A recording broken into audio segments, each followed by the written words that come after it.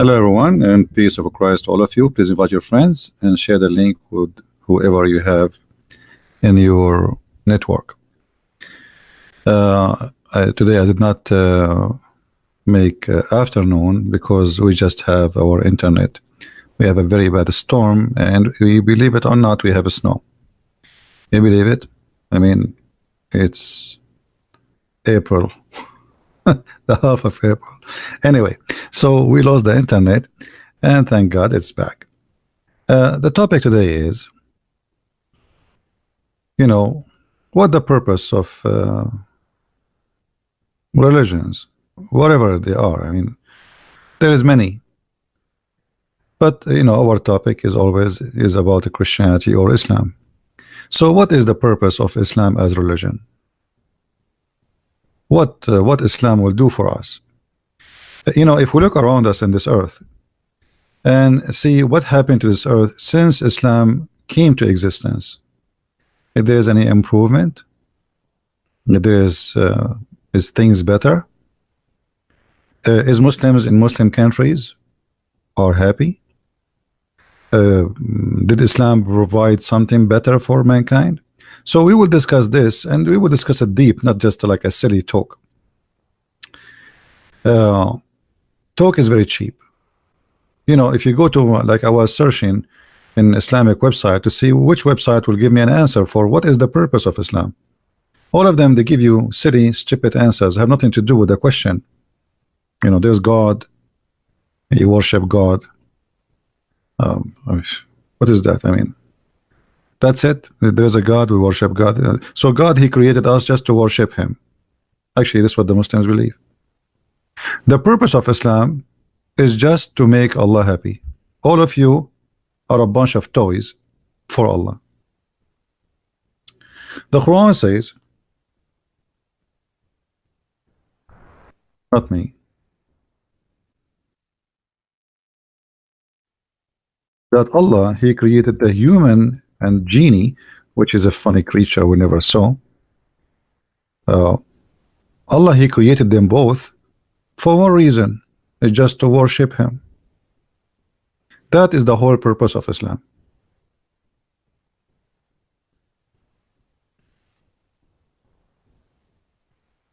And I find it very funny and very silly.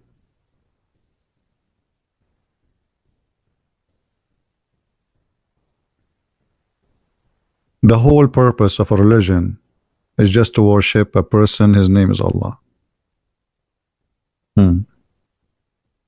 So what all this drama for? I mean, okay, create us and put us in a farm like chickens and sit in a chair and say I am God and you are my chickens. Are you happy? And you see, the purpose of a belief is to help a human being to be better human, to live better, to accomplish better, to be useful for his kind. In Islam, no. The purpose of Islam is just to worship a God, his name is Allah. And here, if you read this verse carefully, Allah, He wants you to worship Him.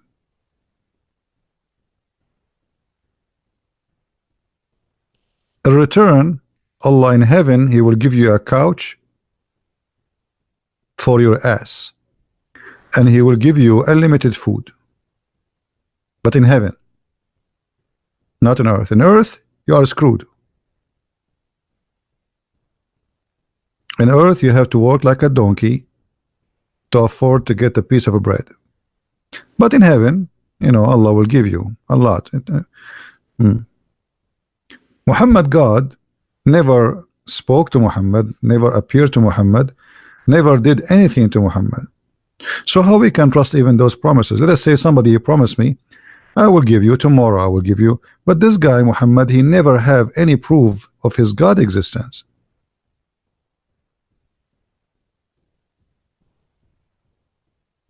So if you are a dreamer who dream about heaven have a river of wine, and I don't understand why I will have a river of wine.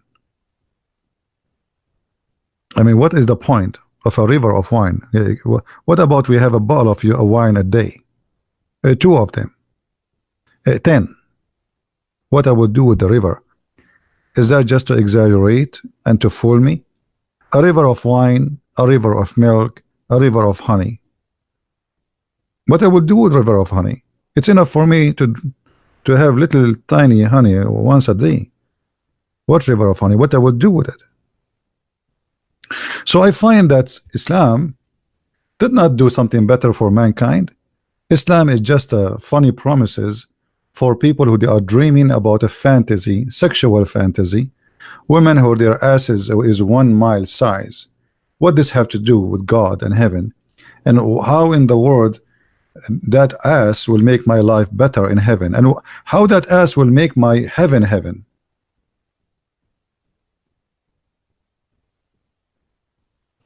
By the way, guys, we have there is the gentleman who his name Revelation 22:13.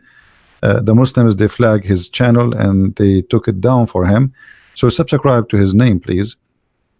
He posts my videos there.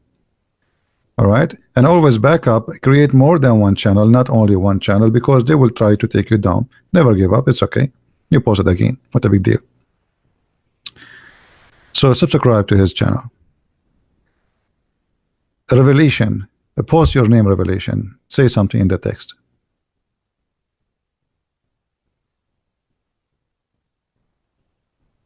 Yeah. Revelation 22:13. You see his name. Anyway.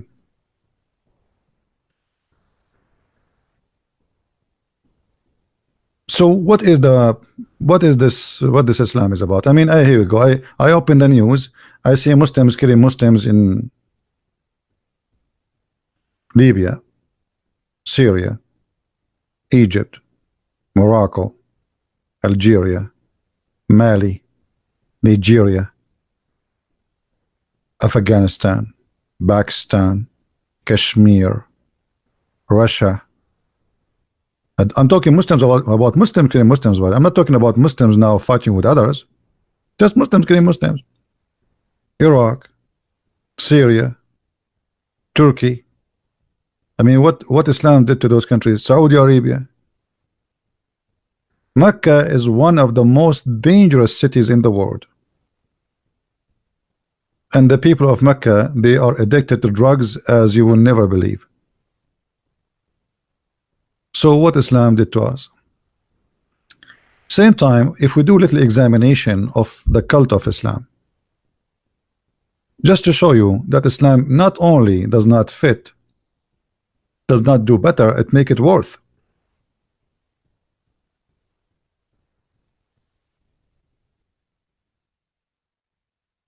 The Muslims, they say to us that in Islam, if you steal, we cut your hand. First of all, Islam teach you how to steal. Islam does not forbid you from stealing.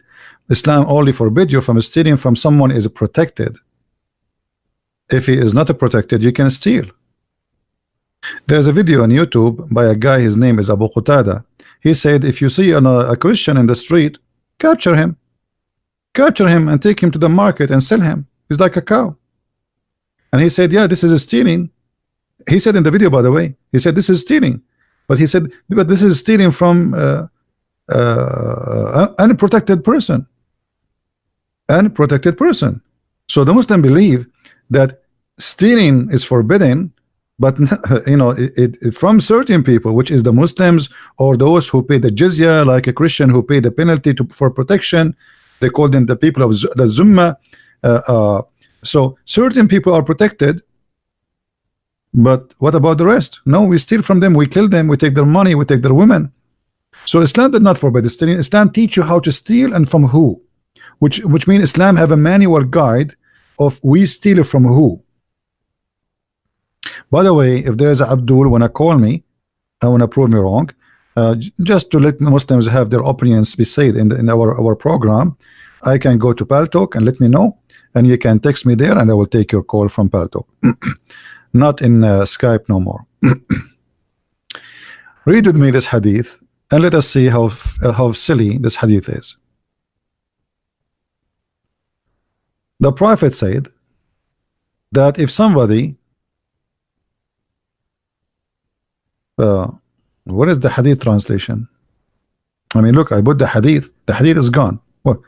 I mean, you see Muslims when you translate, they are the most silly people. What is the translation? The hadith is narrated in the authority of Ammash, etc. What is the hadith?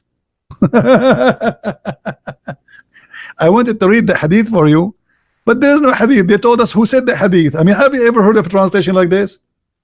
They said to us, who is the one who said the hadith, but there's no hadith.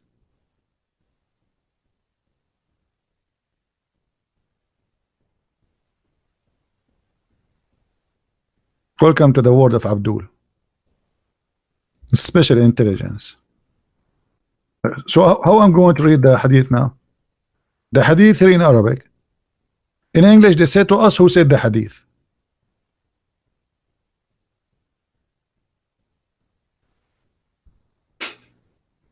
Let us try to find it in a different place.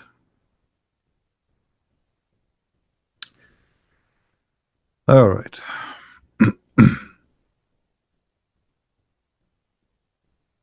Yeah, maybe here. Okay. This is the same hadith, by the way, in Sahih Muslim or Sahih Bukhari, but now we find the translation. The Prophet said, may Allah curse the thief who steals an egg which his hand is cut off, or steal a rob which his hand is to be cut off. Okay, hold on. So if a person who steal an egg, we cut his hand. Muhammad, he attack his neighbors, he steal their women, he steal their money, he steal their sheep, and they did not attack him. He is not a thief. But if a Muslim, he steal from a Muslim, Muhammad will cut his hand. And what is the theft? Stealing an egg. Hold on. A person who steals an egg, he is not a criminal. He is a hungry man. Is that right, guys? What he would do with the egg? Why in the world you want to cut a hand of a human being because he stole an egg? Is that going to fix the problem? Okay, now the man, he stole an egg, we cut his hand. So what will happen to him now? He was not able to find food when he have two hands, and now what will happen to him after we cut one of his hands? Yeah, it's in front of you for one egg. For one egg or a rope, even a piece of rope, you steal it, he will cut your hand. Again, the Muslims can steal it from non-Muslims unless you are a Muslim who is under protection, which means you pay money for protection, like the mafia. Like, you know, actually the mafia, they learned that from the Islamic occupation for Europe. So if you steal an egg, we cut your hand. Where is justice? Is that justice really? Where is mercy? Fahim is saying this is the punishment needed. First of all, this is the punishment of the Arab, not the punishment of Muhammad. Muhammad is just copying what the Arab do blindly. He's taking their bad habit. This is not justice. This is not only not justice, this is evil, because now you are destroying society, and the thief still will steal. Until now in Saudi Arabia, people, they steal. Here we go, you cut hands, still they steal, they rape, they kill. I mean, this is the land of crimes. So your harsh punishment did not make any difference. And now a person who is stealing an egg, obviously he is a poor man. What about we say, okay, the guy who steal I mean a cow, an egg, it's not even a chicken. You did not even take the chicken. The one who arrived to the egg, he can take the chicken, but he took only the egg. This is telling you that the guy is a very poor man. So what we do, we cut his hand? That is stupid. So there is a story, actually. Let me show you, let me find you this story to show you the stupidity of Islam. And I'm not insulting, by the way, when I say stupidity, but you know me, I say things as it is.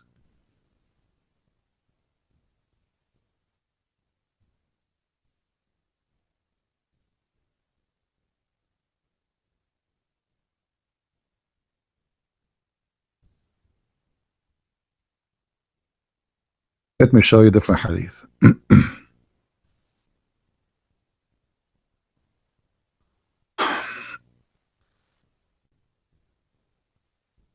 All right.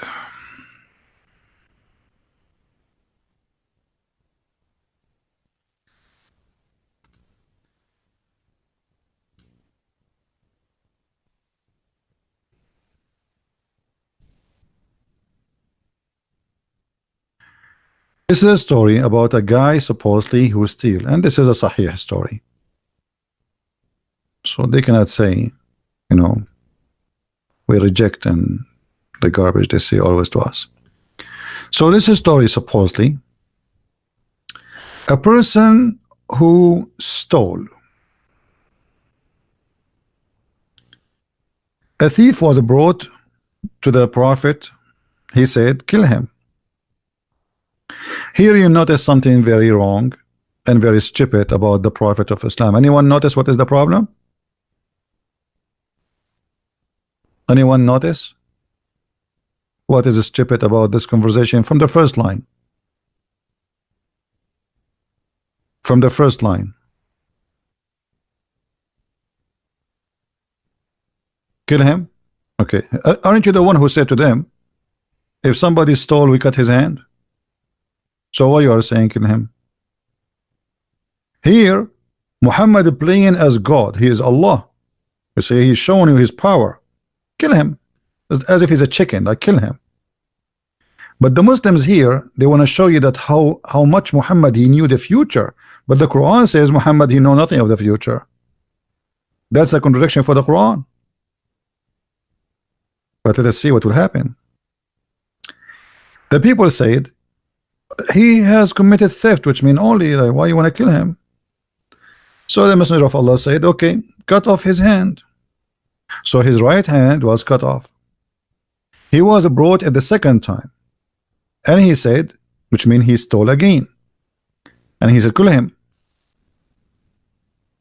The people said, he has committed a theft, which means we cannot kill him. Aren't you the one who told us only we cut his hand? Or, by the way, not only cut his hand, the Quran says you cut his hand or you cut his limb from opposite directions. So he said, okay, then cut off his foot. Look at this madness. You stole it, the guy, he stole it twice, so now he have no hands, he have no foot. Okay, now let us say this guy will never steal again. So what we did? Is that going to help us to be better human being? Is that going to fix the humanity? Is that going to show the mercy of Allah? Now we have a person, maybe have a family, maybe have a children, and now he have no foot, and his right hand is gone. So his left foot, his right hand.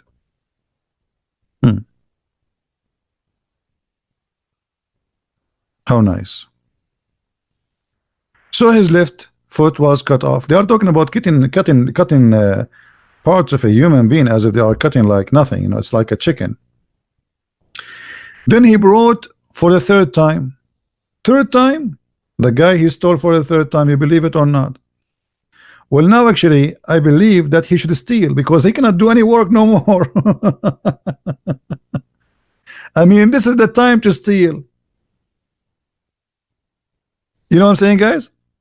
If we cut the hand of the foot and the foot for a man, What he can do now? The only job he can do is steal. If he can walk around. Muhammad, he said, kill him. Muhammad insisting he want to kill him from the beginning. The prophet, the people, they said he committed a theft. The Messenger of Allah said, okay, well, cut off his left hand.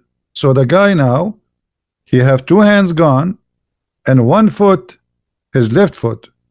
How merciful. So now we have a guy, he have no hands. He have one foot. Beautiful. This is justice.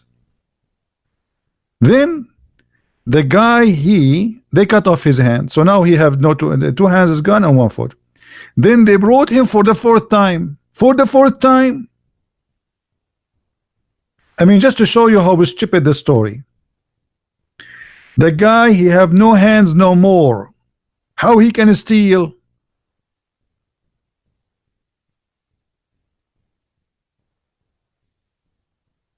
I mean, do you see, have you ever seen a stupidity farther than this? He don't have hands. We cut off his two hands and we cut off his foot. So how he stole by the one foot he have? How he can move around? How this person even can see anything? The story continue. The prophet said, kill him. The people said, he has committed a theft. So Messenger of Allah said, okay, cut off his foot. So his right foot is cut off. And he was brought for the fifth time. Like, what in the heck? The guy now, he have no hands, he have no feet, he stole for the fifth time. Muslims, I never saw people, they fabricate lies, can beat Islam. Nobody can beat Muslims in lying. The guy now, he have no hands, he have no feet, and he stole for the fifth time. I want any Abdul to explain to me how he did it. Is that James Bond story?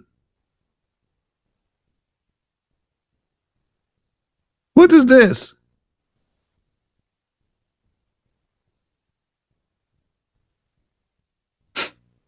The man, he have no hands, he have no feet, and he stole for the fifth time. And then we dragged him and cast him into a wheel and throw stones over him. Look how nice, how merciful those people. So the poor guy now, he have no hands, he have no feet, and he was accused of stealing. But here we notice something very stupid. If this story is true, let us you know, the Muslim, they say it's true, so let us make it true. Anyone notice how stupid this story is? Additional to that, there's no way the guy, he can, you know, steal. Shouldn't Muhammad, he should ask? Muhammad is a smart man, right? Shouldn't Muhammad ask how this guy stole for the fifth time? I mean, Muhammad is the judge, huh? And he is the one who decide what to do. Okay, they brought for you a guy, he have no hands, he have no feet, and they say to you, he did stealing again. Shouldn't you ask how he did it?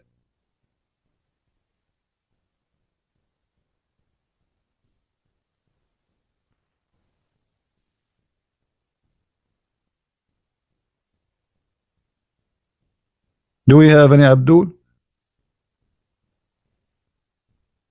Any Abdul want to explain to us the stupidity here? I mean, who is the stupid here?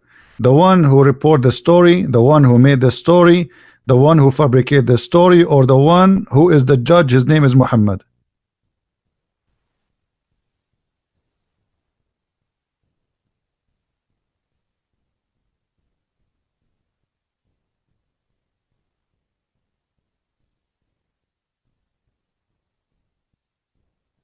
What do you say?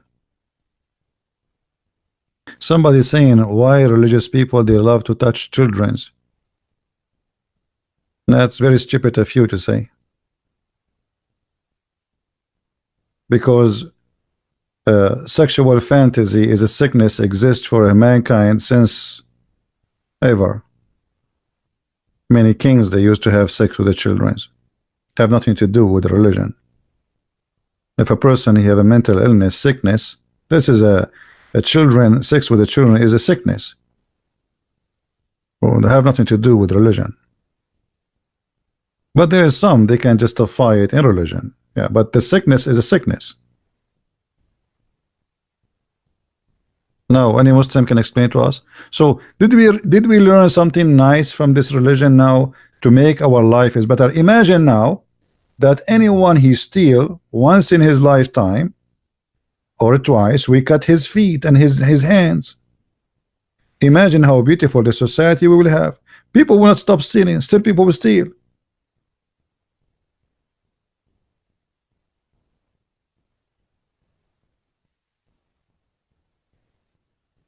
Right?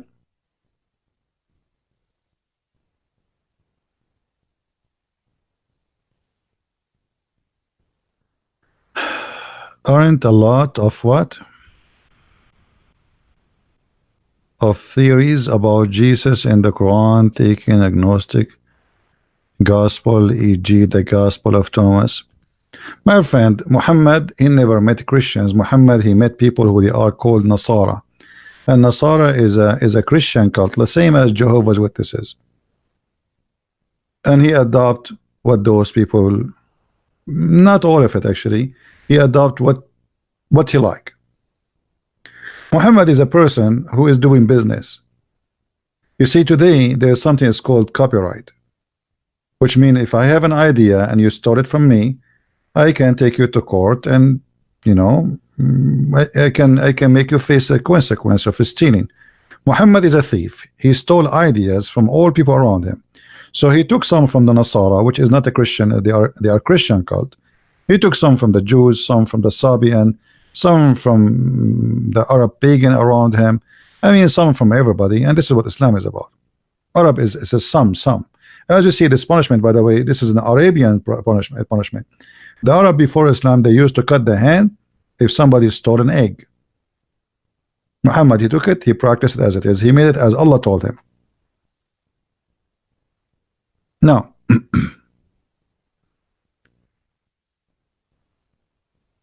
we don't want to change the topic. Focus with me, please.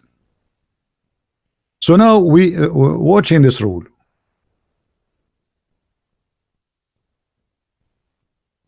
What kind of rule is this rule is? You know, I mean,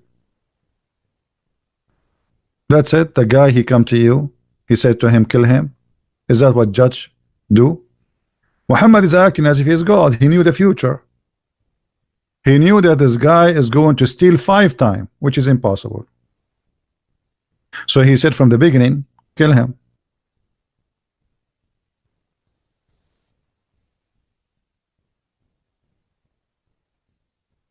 And here showing us that Islam is a very silly, stupid cult. It's about worshiping a man, making and fabricating stories about him to make him that he is a person he knew the future. When the Quran, Muhammad said in the Quran that he knew nothing of the in the future. Muhammad, he knew the guy he will steal again.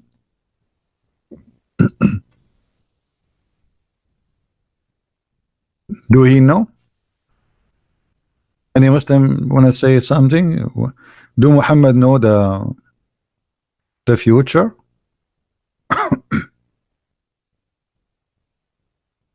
In the Quran, chapter 6, verse number 50, Muhammad, he said, Allah told him, tell them, I know nothing about the future. I know nothing of the unseen.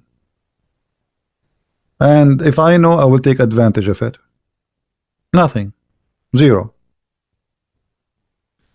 Let us find you the verse.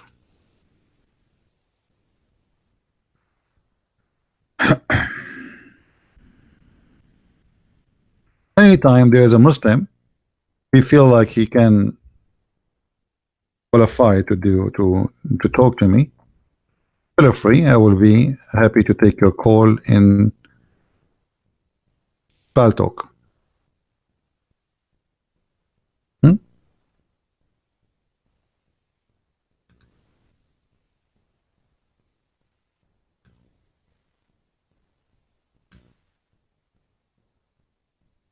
The story does not match with the Quran. Muhammad, he knew nothing about the future.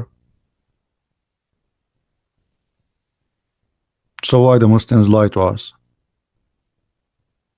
Unless you want to tell me that Allah, he sent him a special verse about this guy and he gave him in details that he will steal 5 times. If this is the case, show me.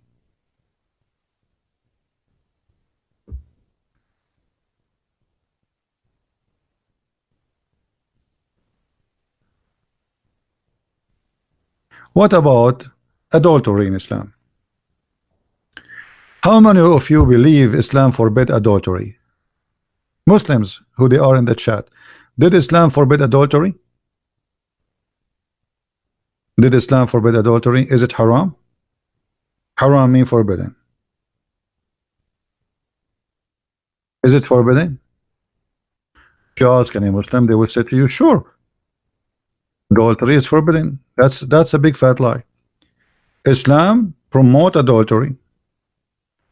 All what Islam did, the same as we spoke about stealing. You cannot steal from certain people, but you can steal from other kind of people. Adultery is the same. Muhammad, he made adultery legally exist. So in order to do adultery without being punished in Islam, you have to do it in Islamic way.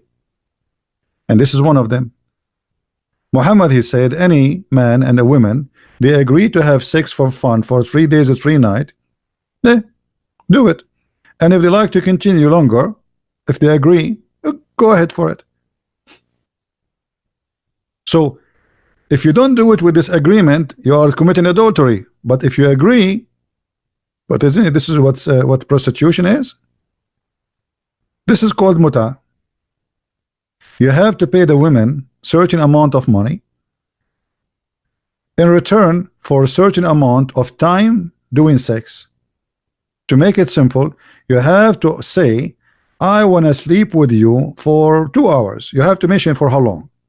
She have to say back to you, I agree to sleep with you for 2 hours for the amount of etc.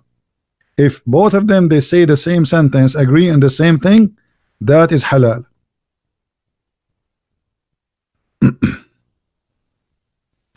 So where is the forbidden of adultery?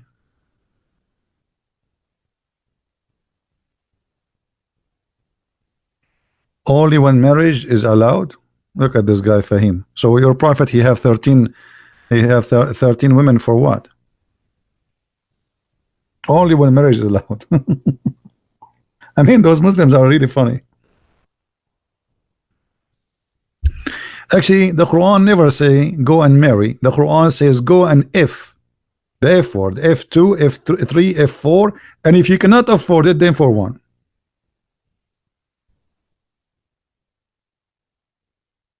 Here we go. He did not say go and marry. This is a false translation. The Muslim, they say go and marry. It says if of the women 2 and 3 and 4. And by the way, it doesn't say or. This is false translation again. It says and. This is why I believe that early Muslims, they have up to 9 wives. I believe all early Muslims, they have up to 9 wives. The 4th thing, this is something new, because Muslims, they are disconnected with Islam. Because anyone who speaks Arabic, he will notice right away, it doesn't say or, it says wa, mathna, wa, thalath, wa, ruba. 2 and 3 and 4. What is the total? 9.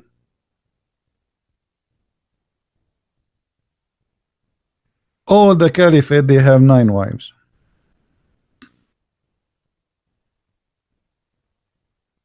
Together.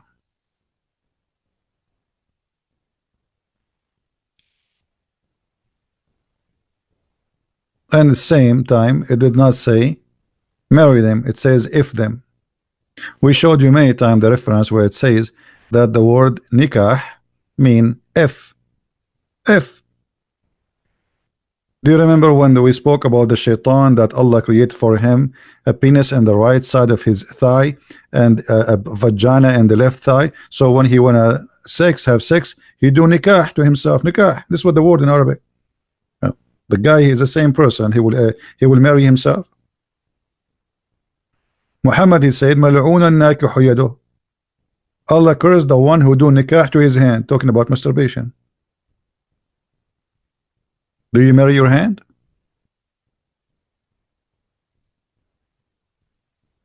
So when this guy, he says to us that in Islam only one is allowed, that's stupid. I mean, everybody knows that Muslims can have now 4, but I believe the Quran never said 4. The Quran says 9. This is false translation. If we change the translator, let me show you how translation changed from Abdul to Abdul, and it is going to make a big difference.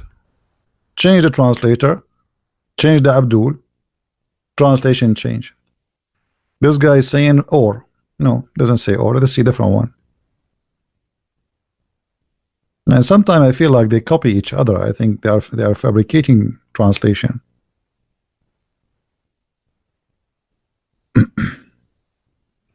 Like this guy, he did not add and. He says 2, 3, 4. I mean, how silly this translation is. 2, 3, 4. What happened to the letter wa, which is equal to and in Arabic? So Allah, he said to you, go and F2, 3, 4. It's like we are entering a race. 1, 2, 3, 4, go. Hilarious translation. So as you see, Islam does not give us a better life. Having a family, having many wives, will destroy the family. The children will hate each other. I remember once when I was a kid, I visited a Muslim. I'm a kid, you know, in his house. So he said to his brother the F word to his mother. So I look at him. I said, how you say that to him? He said, what? He said, is it? Are you stupid or what? Isn't it his mother your mother? You know, I'm thinking about me as a Christian, you know, with a man, he married 1 woman. He said, no, his mother is not my mother. She is evil. She is ugly. She is disgusting. You know, so the children, they hate each other. They make parties against each other. So each chicken, like chicken, you know, each chicken, she have her babies around her, and she teach them how to grab money as much they can from their dad. Go and ask dad for money, okay? Before your brother from the other women go and ask for my money. So all the women, they try to rip off the husband. And the reason Muslim women, they try always to make the husband spend money. Anyone knows why? Anyone knows why? What is the strategy?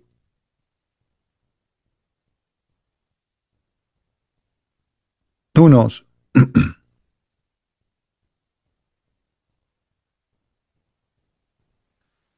They keep asking for new furniture. Even they make it dirty fast. They are the children. They ask them, they can rip it off. So your dad will buy a new couch. Why? Because if he's saving money, then he will go and marry a new wife. Newer, younger, more beautiful. The old one, he sent her to her mother. Hey, go to your dad. You are divorced. So if he have money, he will get more women. So what they do their best to keep the husband poor, and he is exhausted.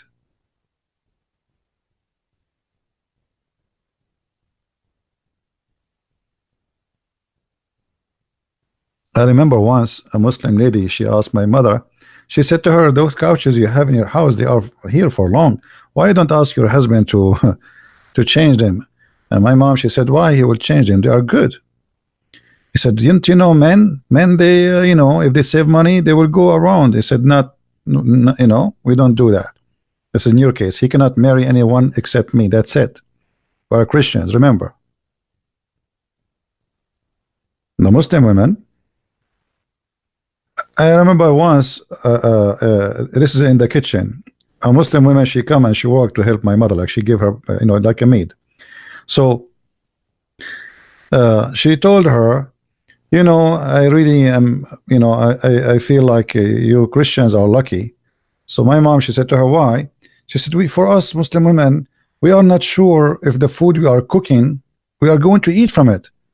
What if he came back from, for some reason he is angry? He divorced me even when he's outside.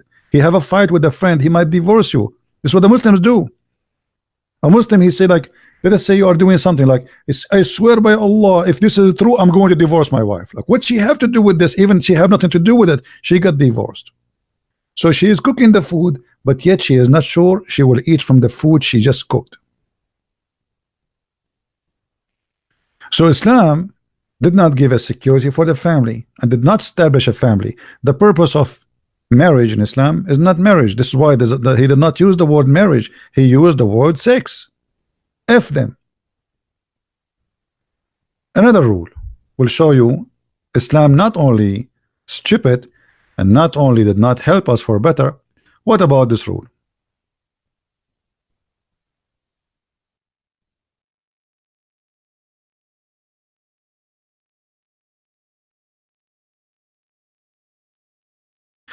In chapter 2, verse number 230, it says, this is speaking about if a man he divorces his wife 3 times, the woman, she cannot go back to the husband who divorced her unless she find a new husband and he F her. And after he F her, he divorce her. And after he divorced her, she can go to the previous husband. Any Muslim can tell me how smart that is? Is that going to make my life better? Is that how we protect women? The Muslim, they say to you, oh, there's men, they are abusing the right of divorce. Or you are the one who make them abuse it because you made it so easy. You say the word divorce, she is gone. That's it. Secondly, why you don't, if you are protecting the women from divorce, what about you say if you divorce her once, that's it, you cannot have her. What is the point of going and sleeping with someone else? What is that? What is that will do?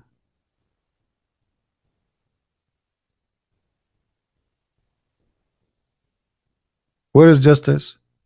And you are not protecting the women now, because the women, the poor woman, she is the one who will go sleep around. What about you say to the man, if you divorce your wife 3 times, we will make you sleep with the man in order to get a woman back. I mean, the man is the one who divorced her. She is a victim. So where is the solution here? The guy, he don't care. Obviously, if he care, he will not divorce her. So the poor woman, because now she have kids, you know, women, they are attached to their babies. So now the stupid husband, he divorced her 3 times.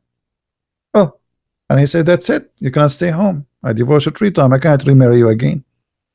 So now what she will do, she will go and find a husband to sleep with her at least for 1 night and divorce her in the morning so she can come back to her family. Actually, the Muslims, they have many movies about those stories, comedy movies.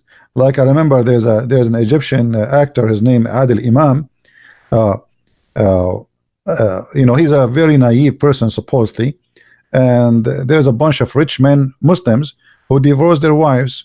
So each time one of them, he divorced his wife 3 times, they call this guy who work as a janitor to sleep to marry the wife for 1 night, but they ask him, don't sleep with her, okay? But this is haram in Islam, you cannot do that. He have to sleep with her. So the guy, he act as if he is not going to sleep with them, but when they leave them alone, because they have to leave them alone at home for the whole night.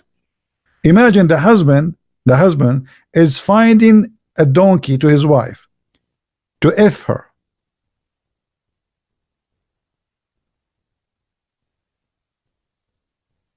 Any Muslim who speak Arabic, he knew what I'm talking about.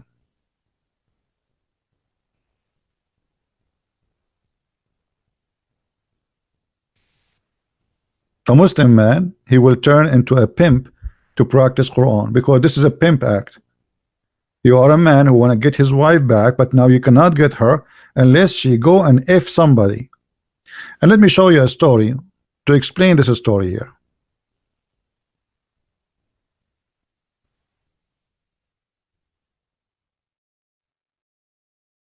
This is Sahih al-Bukhari.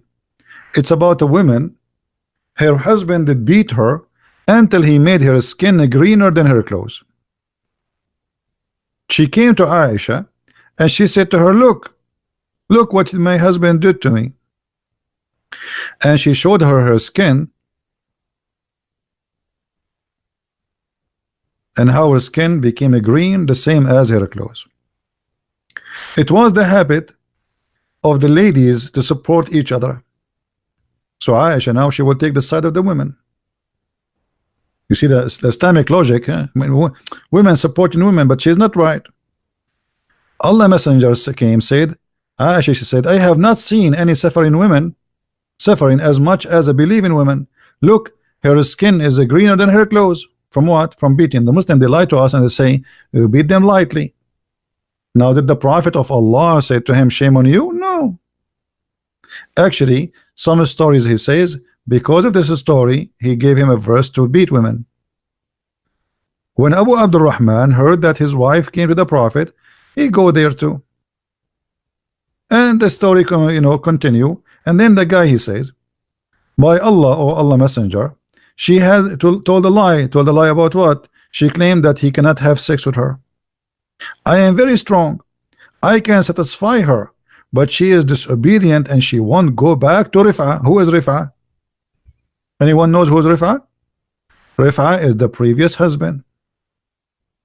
Look at the Islamic drama. You see the wise Muhammad, what he did?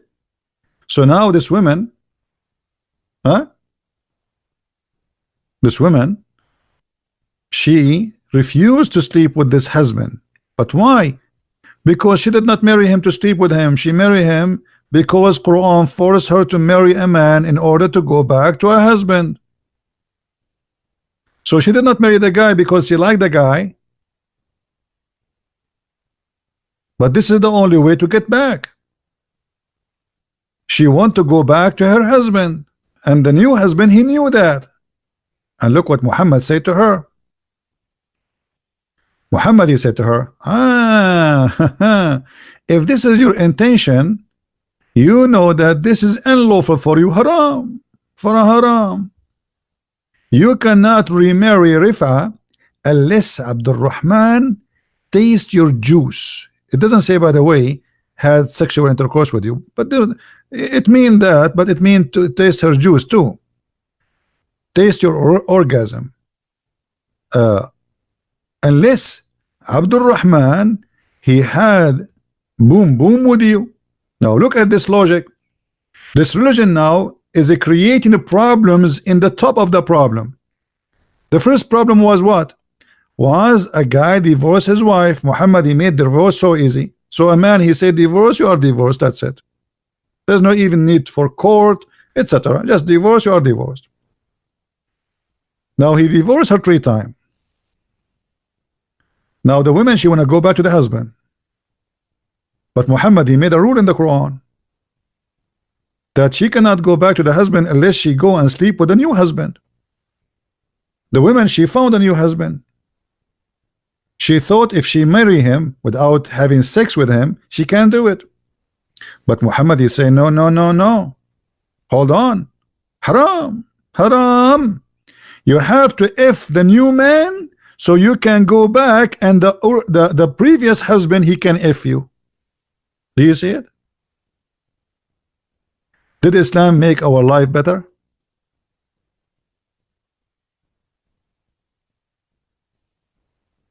Is that a solution for a problem, or this is now became a problem?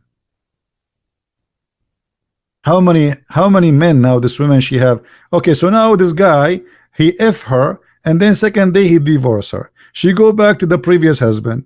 He marry her. He say after a while he get angry from her. He divorce her 3 times. So now she go and marry a new husband. He sleep with her, and then he divorce her, and now she go back to the previous husband. I mean, what is that? There's no dignity. There's no respect for what the word marriage. This is not marriage. This is relation. This is a sexual contract. This is why Islam never speak about marriage. Islam speak about sexual contract. There is employer and there is an employee. The employer is the man, the employee is the woman. The woman, she get paid for sex. It's not for free. And the man, he enjoy it. What the Quran says about paying for enjoying it?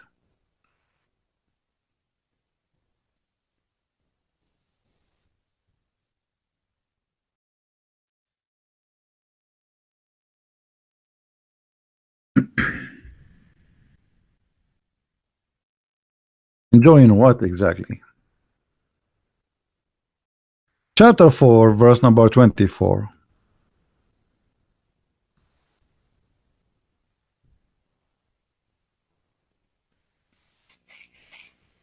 It's forbidden for you, married women, except the slaves. Slaves, if they are married, still you can have sex with them. Not to marry them.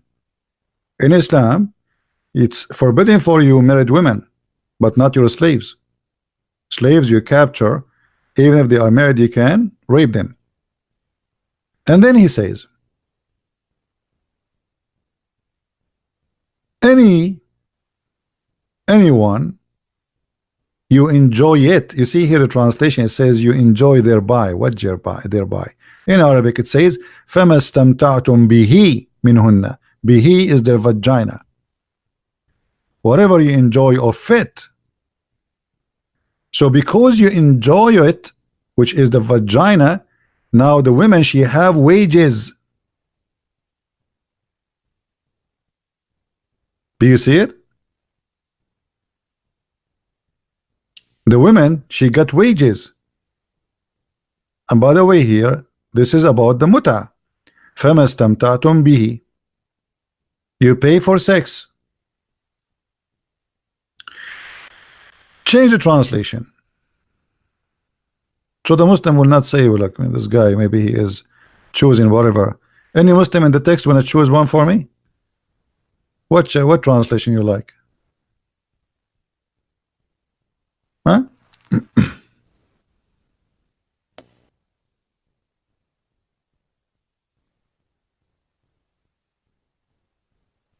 Any Abdul?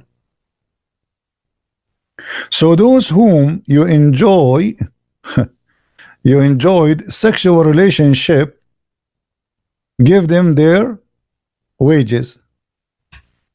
Do you see it? So what the purpose of this contract? You do sexual intercourse, you pay the women their wages.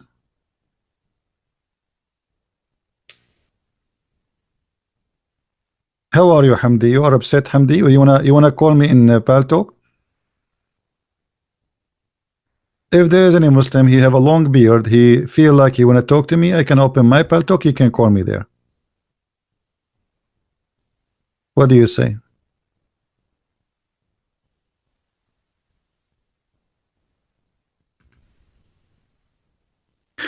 Everything forbidden or hated about the West will be their hidayah in paradise. Okay.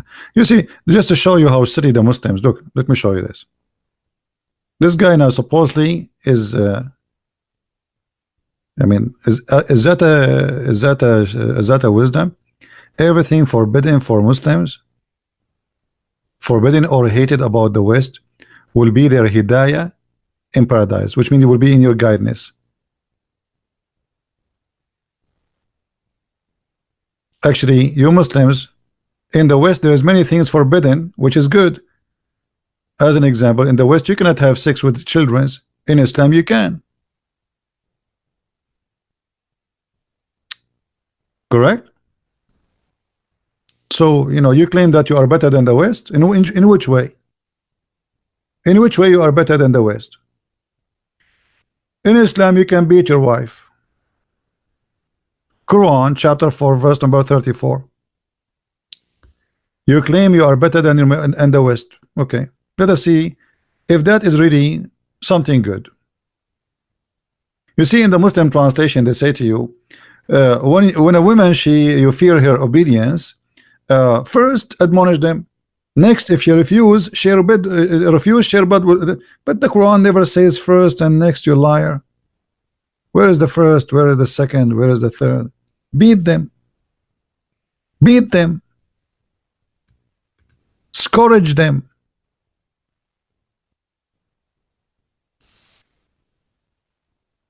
Now, if Islam is religion who gives solutions, is beating women will give solutions, will make women better? What do you think, people? If we start beating women, is that going to make the women a better wife? What do you say? Who is a Muslim want to answer us? Who is the Muslim want to tell us what is the wisdom behind beating women? Is that a wise decision by Allah?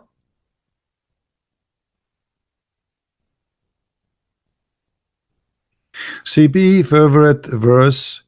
Not everyone says to me, Lord, Lord, should enter the end. Yeah, this is not my favorite verse, but this is saying, this is a refute many claims. All the Bible is my first, every word of the Christ is my favorite verse. But this is a verse I quote always because this is a sentence refute all the false lies Muslims they say about us. As an example, they say that the Christian they say Christ died for our sin. That's mean they can do sin, right? You get my point? So one sentence from Christ will get them all busted.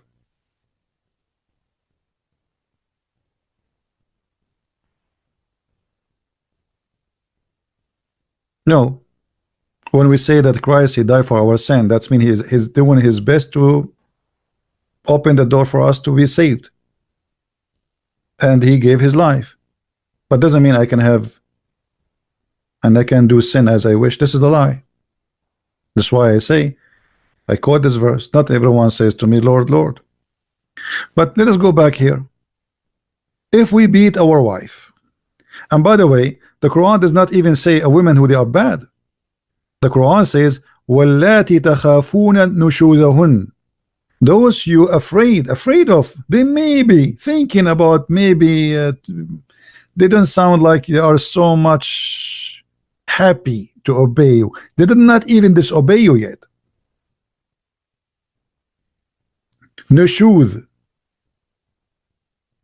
Like you said to your wife, make me some tea, and she didn't go she don't stand up right away like a light, and she go to the kitchen. But hey, make some tea, Fatima. Fatima, she is watching TV. She did not stand up right away. Man, she did not. She is my servant. I paid for her. I paid for her sex. I paid for her, to have her, and now she is my servant. What? So you scream at her, you admonish her, she do it again,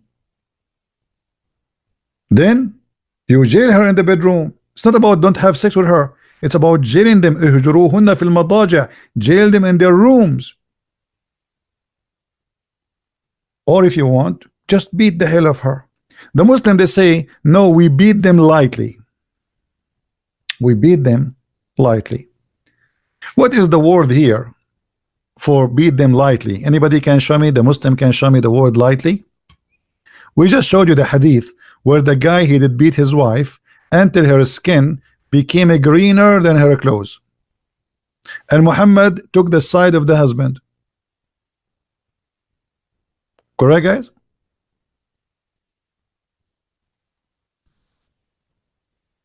Do you see it?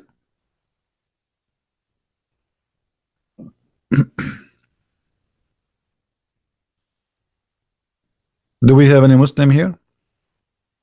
Who is a Muslim man? He is proud to say, I am happy to see my mother getting beaten by her husband, regardless who is her husband, your father or somewhere else. I want you to be honest.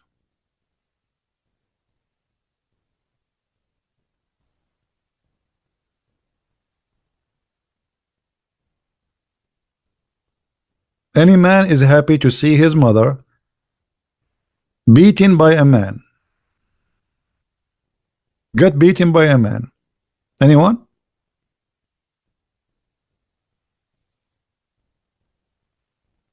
Are you going to be happy to see such a scene?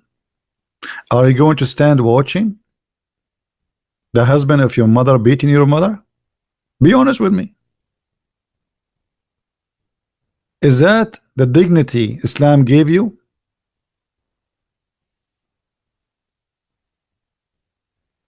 What if the wife is good in taekwondo and fight back? Yeah, but Islam did not give her right to fight back. This is the issue. Which means, my friend, if a woman in the Middle East, she called the police and she says, my husband is beating me, the police will not come because they can't involve. This is his right. Do you understand? Legally, this is his right. He can beat her. The only way for her to take him to court, if he did beat her, like he broke his bones, you know, like it became extreme, almost the women die. Otherwise, the man, he can beat you. There's a guy in Spain, he's a Muslim, he made a book about how to beat your wife. And he was advising the Muslims, because in Europe, if you beat your wife and somehow she called the police for you, and there's marks in her skin, you will go to jail. So he was telling them, you buy boards, like, you know, the one the 4 boxes, and you put it under her panty, and then you beat her, like you beat her with a shoe or your leather belt. This way will not leave marks. This is what the book's saying. I can show it to you. Hold on, let me find the book. Give me a second. Teaching men how to beat their wives in Europe.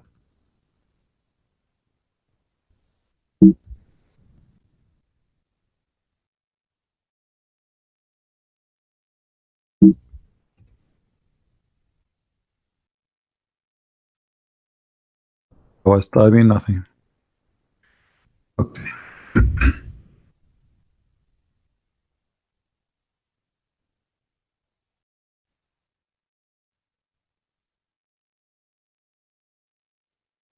All right. Here we go. I don't know how many Muslims now will buy this book. Imam Rabbed for Wife Beating book. A Muslim cleric who wrote a book that advised men how to beat up their wives without leaving like any things will, you know, cause you to go to the court. Do you see it? And this is the beautiful Imam, in case you want to contact him to teach you. This is what Islam. Do you see it? This man, he want to teach the husband to beat his wife. So good news for your mothers, Muslims. Now your mother, she is going to be spanked in her ass with no marks. I mean, obviously Islam make me feel proud. So is that going to make our life better? Men beating women? And why? You ask, you know, like you ask a Muslim man, why you can beat your wife? He says, don't you beat your child?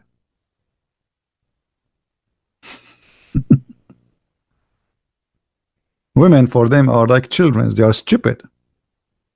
They are not equal creature. They are not a human. They are just a sex toy. So as you see, Islam did not bring something good for mankind. This is evil. This is stupid. And this will destroy families. And if a woman, she live with a man like this, you can imagine how hell of a life this life is.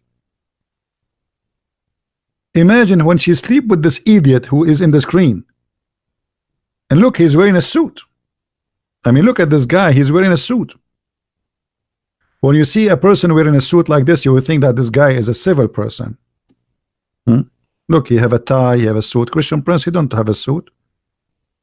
You don't wear a tie.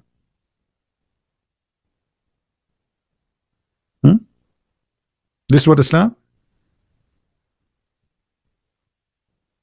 And that will make the family. What will happen to the human being who is a female woman after you beat her? How she will feel? You Muslims, your God Allah, he have no dignity. So because you have a penis and she don't have one, and you are physically stronger, you can beat her. What if the woman, she is stronger than you? Can she beat you? No.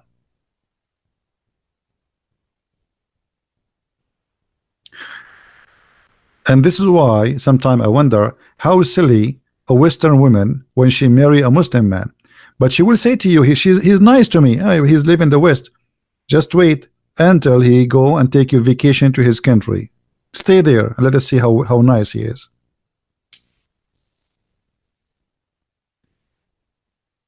There's a movie. It's called Not Without My Daughter. I don't know how many of you saw it. It's about an American woman. She married, and this is supposedly a real story. It became a movie. She married an Iranian Muslim doctor. In USA, he was very nice, etc. He took her to Iran. He treated her like a goat. In the West, you can call the police for him. In a second, they will be at your home. And there, if you call the police, they will arrest you.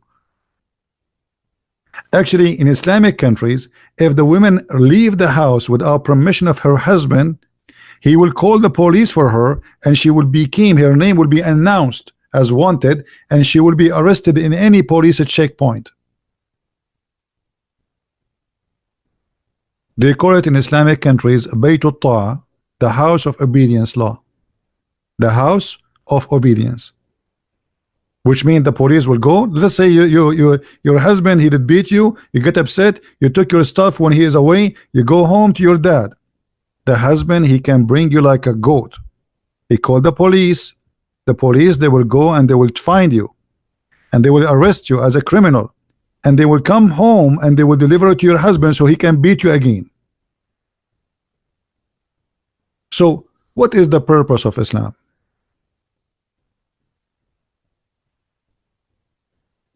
What Islam accomplished for us?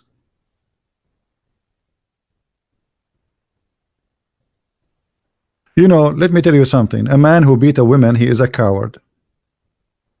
Now I understand that there is some women, they are crazy. They can be. You know, maybe they are the one who will beat you. If somebody want to beat you, defend yourself. I mean, whoever the one who will beat, a woman or a man, I believe everybody have the right to defend himself. So if a woman, she is a crazy, she want to beat a man, well, the man, then he can defend himself. But to say go and beat women, that is disgusting.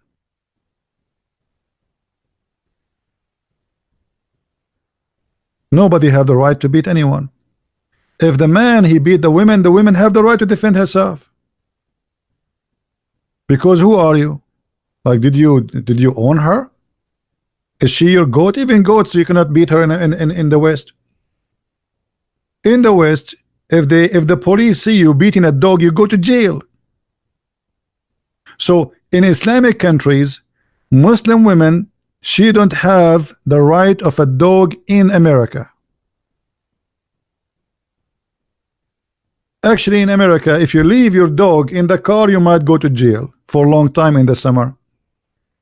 If you don't, if your neighbor, he noticed that your dog is hungry and you are not feeding him right, you go to jail. They will take you to court and you might end for a year or two in jail.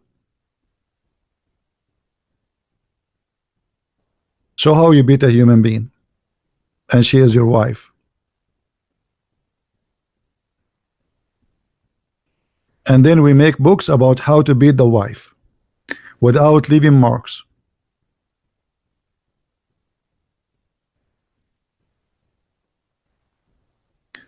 Muslims, be honest with me. How many of you right now searching for this book in Amazon?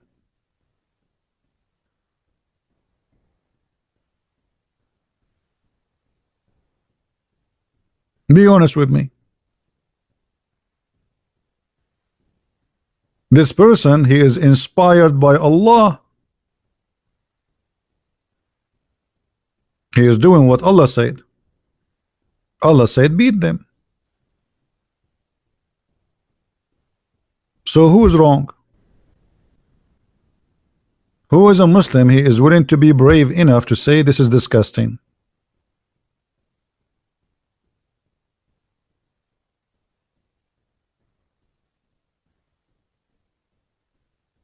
Anyone? I remember once I was living in an apartment and I want to go to work. There's a screen door in the front of the apartment. I could not open the screen door because there's a dog is sleeping there. I pushed the screen. He don't want to move. His Majesty is that's it. You know, this is in the front of the door. He like it there. I say to him, hey Abdul, hey Potato, move. I want to go to work. He don't want to move.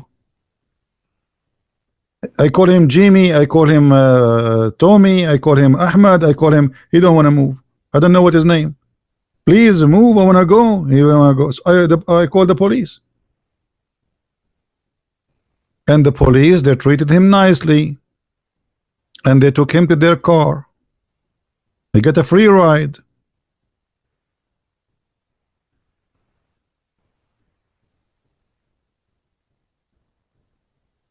This is a dog.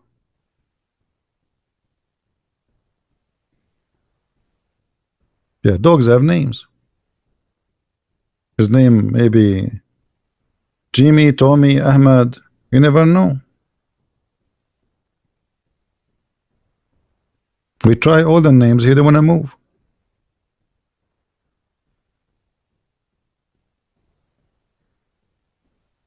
So what's wrong with you Muslims? What is good in Islam? What about having sex with the children? What about having a child wife?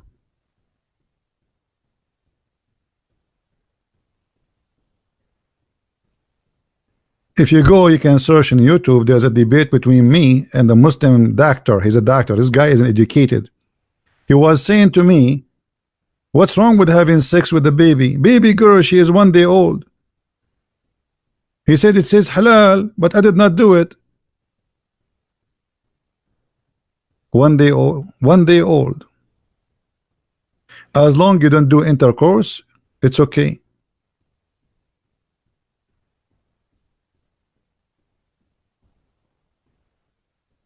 Yeah, he said my baby wife. You remember? Baby wife. You can go and search for the video.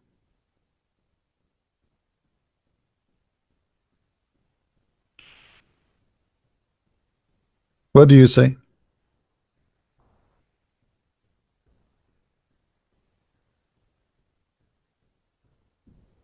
Is the world will be better if we have children in our bed and we have sex with them? Is that what God he want? The Muslims, they have tons of articles about their prophet, how amazing he is. Will you tell me what is amazing about a man at the age of 54, yet he marry a girl at the age of 6, and 6 in the Islamic calendar is 5 in our calendar. Remember, Muslim calendar is wrong.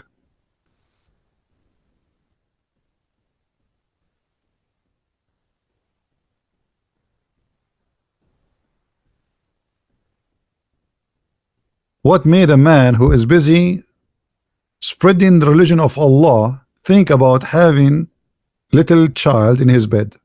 What they share together?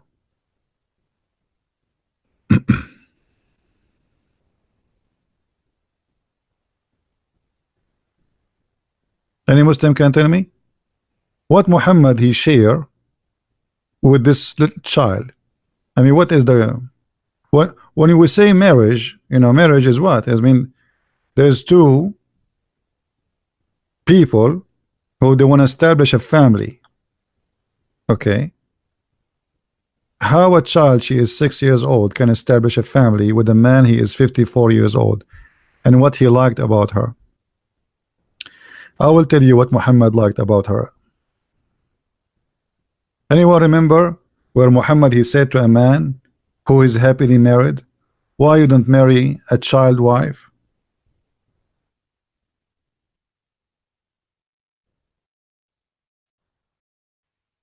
That is the devilish Muhammad.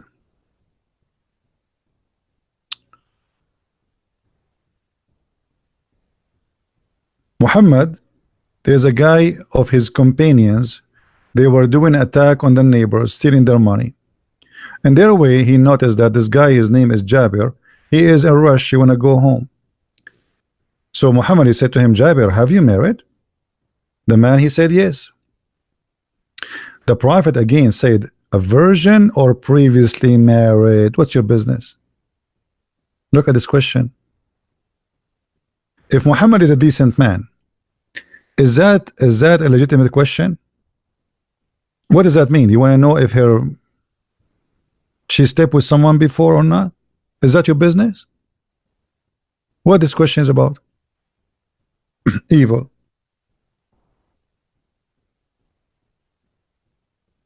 The man, he said, previously married. Whereupon the messenger said, why you don't marry a young girl so you could sport with her and she could sport with you? What is the purpose of Muhammad now giving advice? What is the advice is about? The man is happily married to a woman.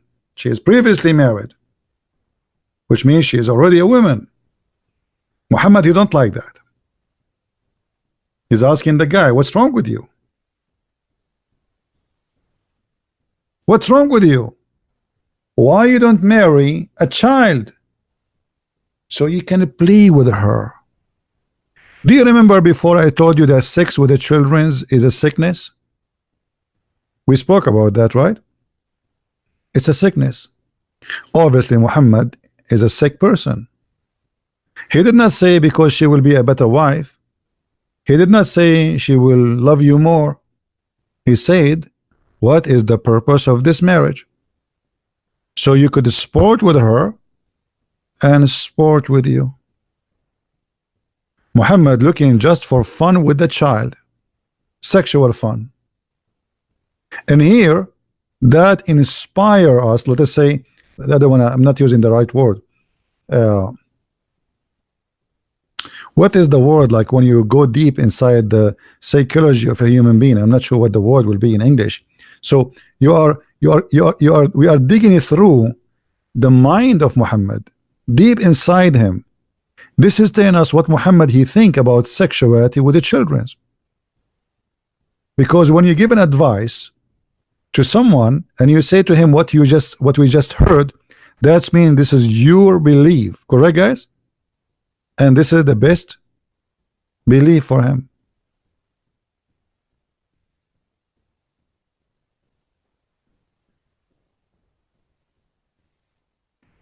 It's so clear that Islam make us more sick. Islam legalize being sick child molesters. So now the purpose of marriage is not about finding a woman she fit to be equal to me to have a life. No, it's about sporting with her and sporting with me. Do you see it?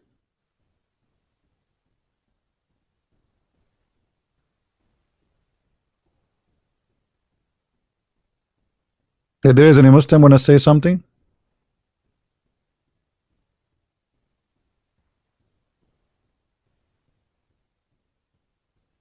Any Muslim have an answer for this? And then, by the way, the guy, he got him busted. He said to him, I wanted to marry a woman because my brother, he left me a bunch of children, so I'm not going to marry a child to be with the children. You see, he said to him, my brother Abdullah, he died fighting for you, and he left for me 9 or 7 daughters behind him.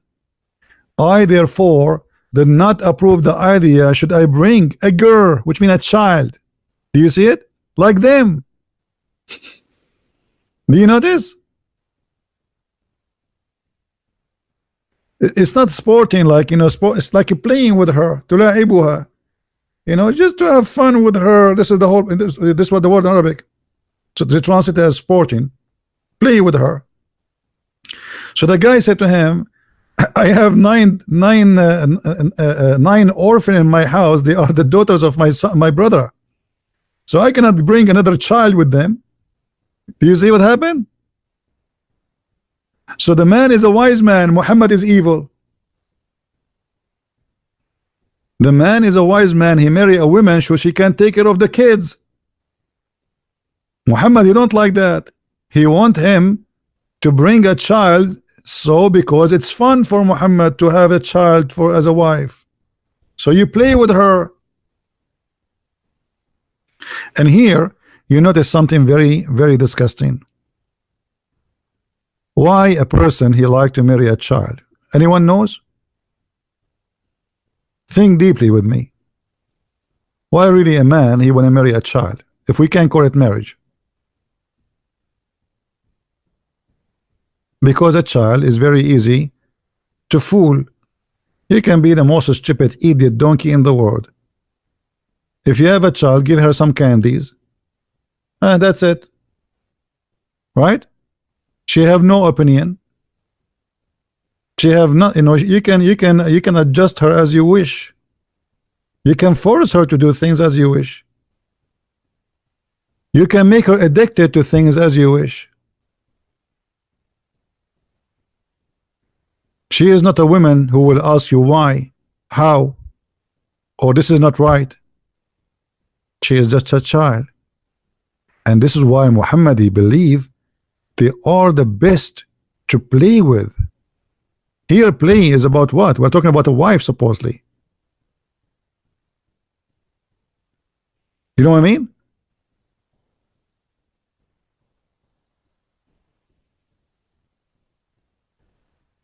When you are a child, you know, you are very easy to control. Do this, don't do that. There's a big guy in front of you saying to you what to do.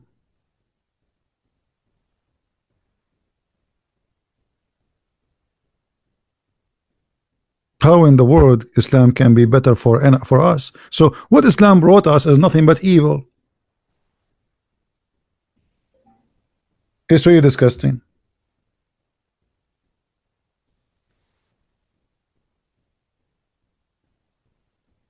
Any Muslim can prove me wrong.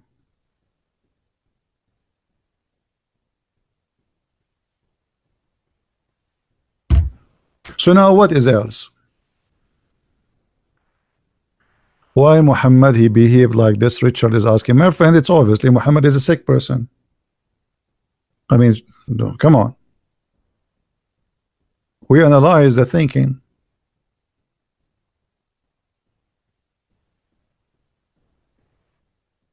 You see, everybody in this world he think in his own way. As an example, I bought in the winter. I bought a bird feeder. It's called bird feeder, right? But if I am a person who enjoy killing little birds, I will put the feeder and then I will kill them. You know, I will make the feeder a trap. The feeder is meant to be feed the birds, not to kill them. But depending, you're thinking, what do you want? So everything around us is exist, and we can make what we do legitimate if we are evil. So Muhammad he made it like now he is teaching the Muslims the purpose of life, the purpose of Islam. This is the best way to enjoy life. You know, you bring a child and you play with her. And now a Muslim who believe Muhammad is the best of mankind, he will believe this is the best way to live. This is the Prophet talking.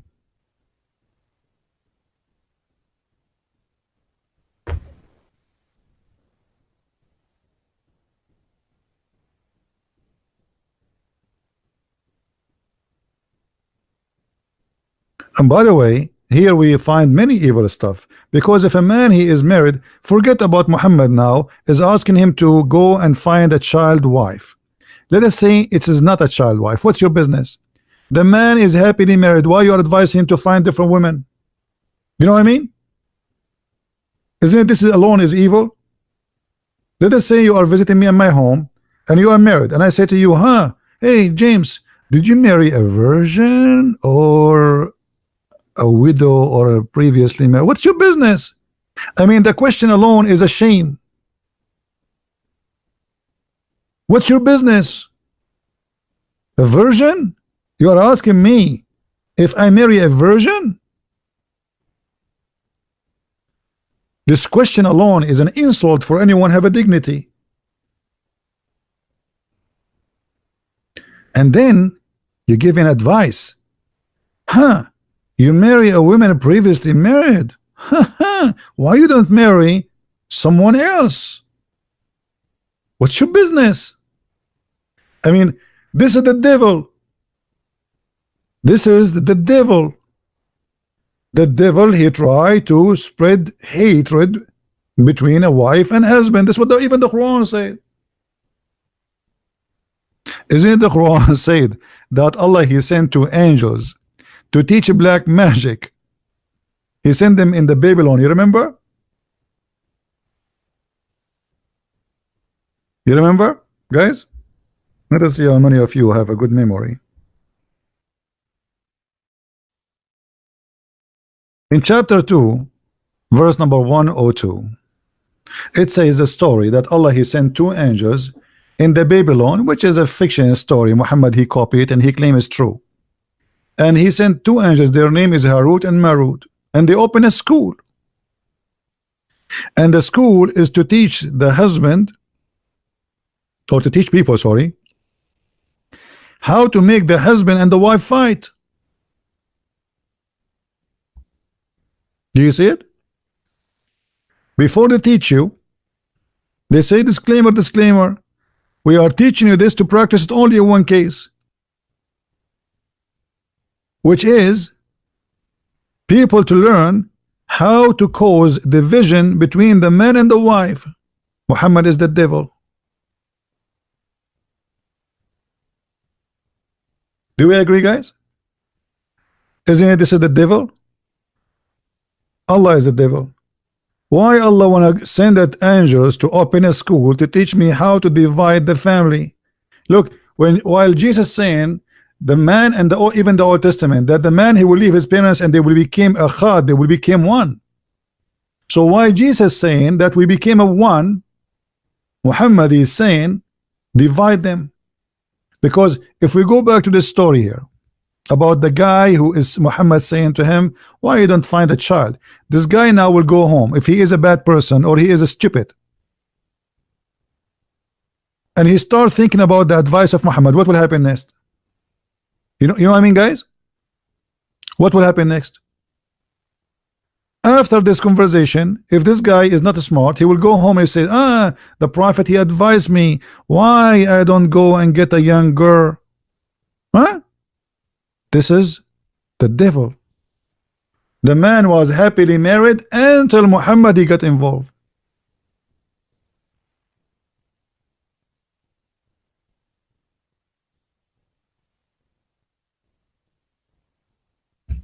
Compare between this and the teaching of Jesus.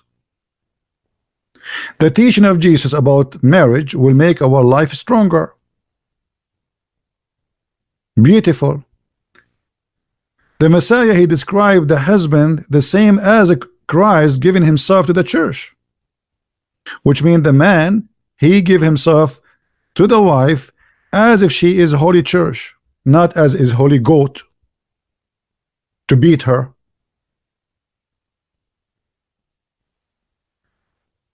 The woman in Christianity, she is a partner forever, and this is how it's supposed to be. The woman in Islam, she is just to sport with her.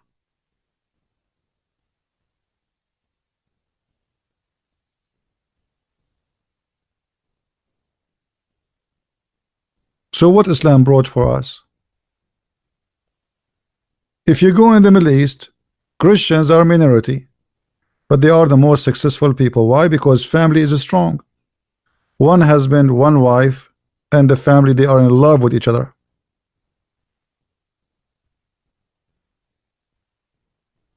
You don't find that between Muslims. Many wives, many children, and the children, they hate each other. Parties.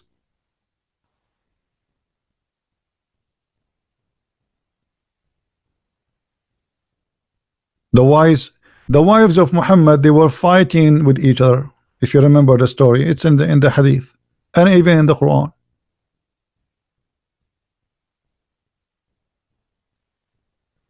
What else? Any Muslim can give me something good about Islam? I mean, I don't see anything good. There's no marriage. There's no loyalty. There's no life. Everything is about living, like we take advantage of the weak. Islam is about the strong taking advantage of the weak. The strong is the man, the weak is the women. And Islam made the women weaker. If you guys, the Muslims, they say to us that Islam gave the women their rights, and the Muslims, they made books about that. This is a stupid statement. The women in Islam, she is beaten. What right? The woman in Islam, she can't even leave the house without permission of the husband.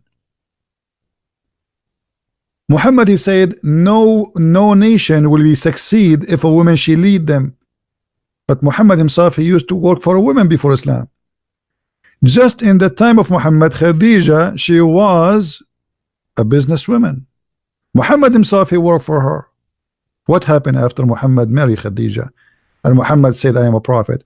Women became inside a plastic, or let us say a burqa container.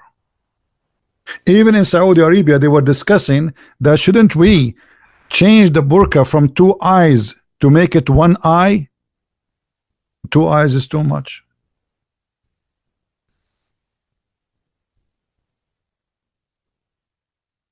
They don't want the women to see with 2 eyes. They want the women to see only with 1 eye.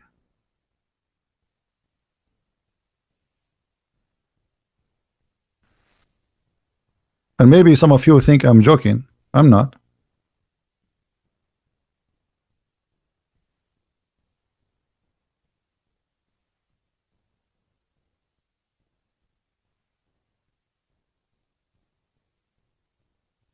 I mean, why she need 2 eyes?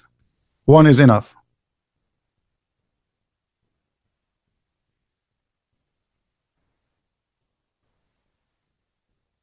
One eye. And if they can close the second, this 1 eye, they will close it.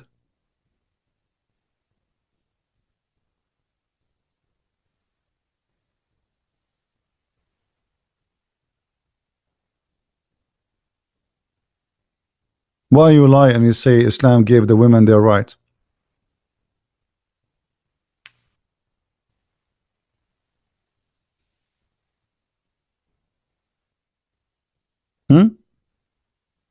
They're right? They're right in what? They're right in what exactly?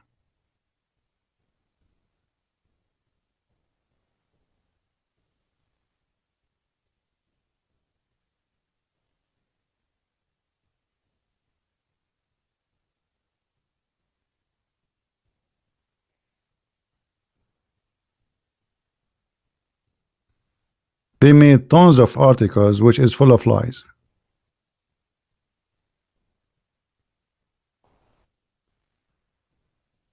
Muslim women, she have rights. You are right. True story.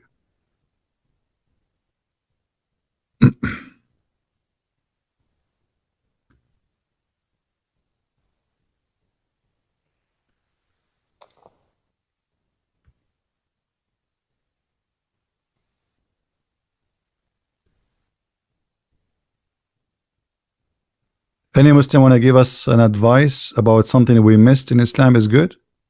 Until now, I did not find one good thing about Islam to be considered to be good. What about hating the neighbors, not to take them as a friends? Take not Christians and Jews as a friends. What about Islam teaching me to be hypocrite? Islam is religion of hypocrisy. Taqiyya is the flag of hypocrisy, and the Muslims, they're proud about it. For those who do not know taqiyya is you can say to someone he is not a Muslim, I love you, but in your heart you hate him. And this is in chapter 3 verse number 28.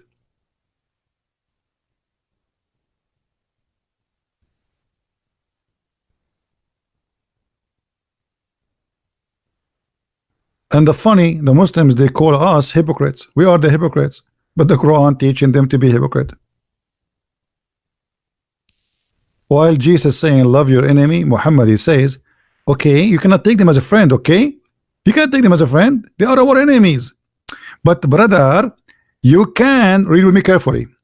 If a person he take non-Muslims as friend, seeking might and honor, being sincere. I hope the text is clear for you. Being sincere, do you see it? The one who is sincere, seeking might and honor by taking the hypocrites, which is me supposedly us, the disbelievers, as a friend, he has no connection with Allah. That's it. He is not a Muslim.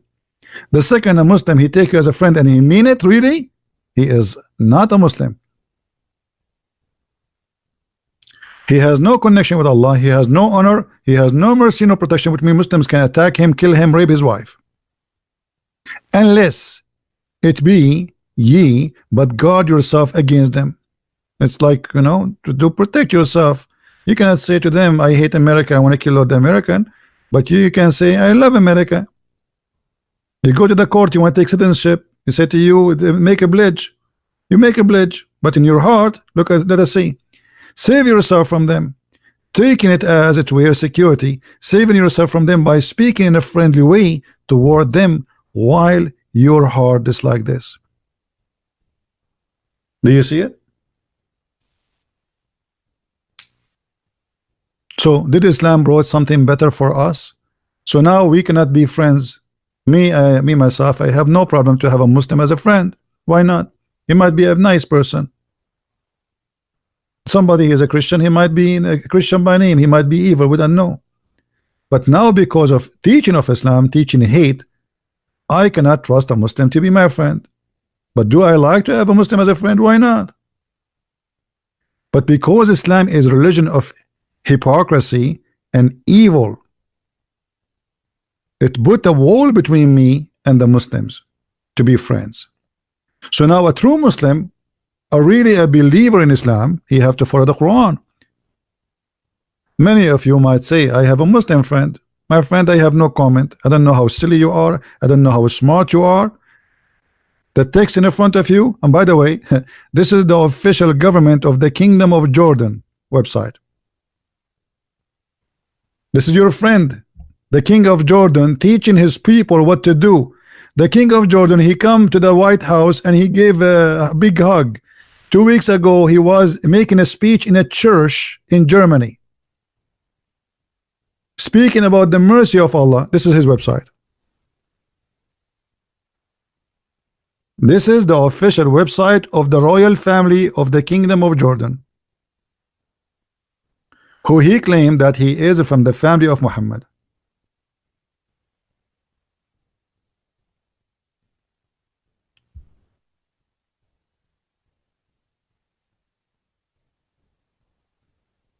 Your neighbor, he refused to shake your hand, so you cut his grass. Well, come over, cut my grass too. I will not shake my hand with you.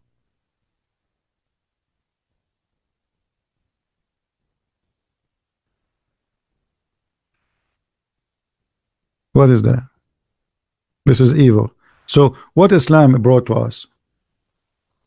What is good about it? So now the Muslims, they feel they are under conspiracy. Everybody is against them. Islam made them believe the Jews they hate you, the Christian they hate you, the Hindus they hate you, the Buddhists they hate you, the atheists they hate you, everybody, and you are the enemy of everybody. Islam did not bring peace. Islam is bringing war and division and evil, and that is satanic. For me, why I will not love to help somebody as a Muslim? Why I will not do that? Why I will not do good to him? Why I should hate him? That's not right. In Islam, no. You have even to hate even your family. The Quran in chapter 9 verse number 23. And here this is about, this is not metaphorical. This is not metaphorical. This is literally. Like the Muslim, they say to you that Jesus says if you don't hate your family, it's, but Jesus said hate no one. What he's talking about, that if you prefer your family more than me, that's mean you don't belong to me. The Muslim, they will quote for you a verse, says Jesus says I brought sword, but the sword is not a sword to kill. That is a sword on us, which means we will suffer, we will sacrifice, people will hate us.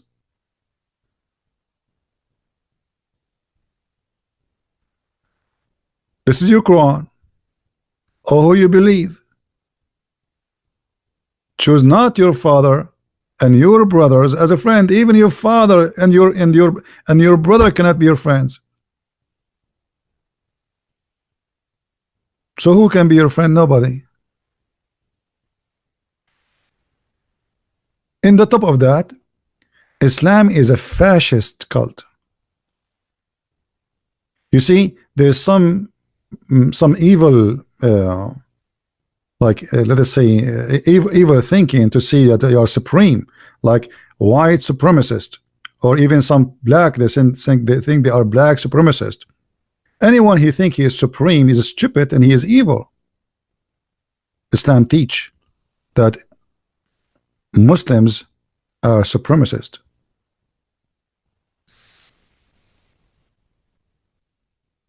Read carefully with me.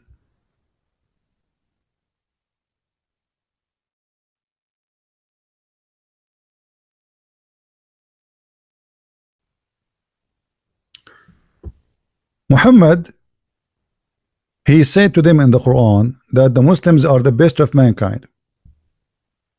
The Muslim, they quote for you this verse, they say this is a verse saying that the best of mankind is us, to be benefit for the benefit of mankind, but they will not tell you what the verse is about.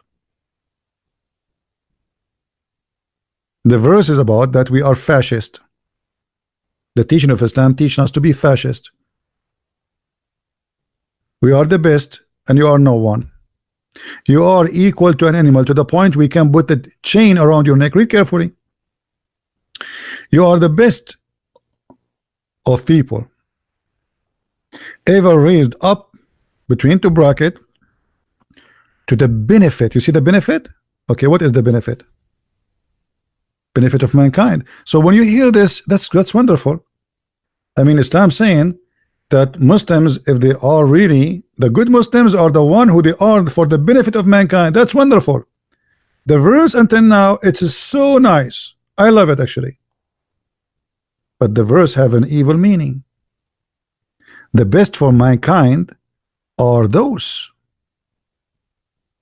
who bring who? The mankind, with chains around their necks till they embrace Islam. Do you see it?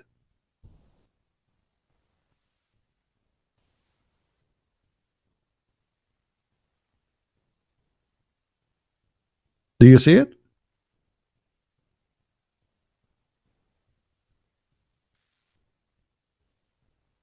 So now, not only we have a religion teaching violence against females, disrespecting women, having sex with the children, injustice, even in rules like normal life, like stealing and etc., even teaching hypocrisy and hatred, and teaching supremacist that we are supreme and the rest are a bunch of animals. We can put chains around their necks, and this is absolutely 1,000,000,000% against the teaching of God, as we learn in the Bible. A person who hate anyone for a race, he is no Christian. A person who is white, he hates somebody is black, he is no Christian. A person who is black, he hates someone because he's white or Asian, he is no Christian. A person who hate, he is no Christian anyway. Love your enemy, plus those who curse you. Pray for them. And look at Muhammad.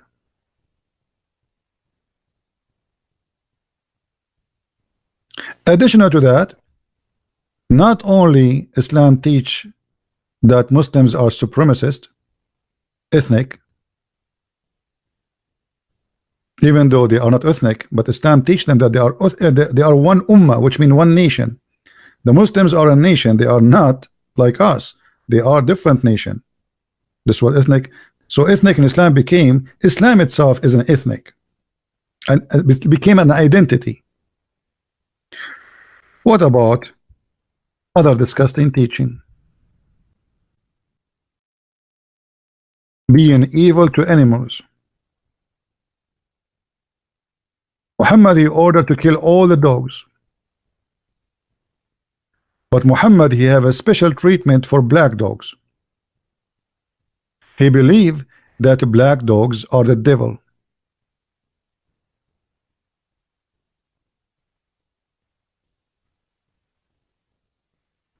So Islam not only unfair to mankind, Islam is big problem for poor animals.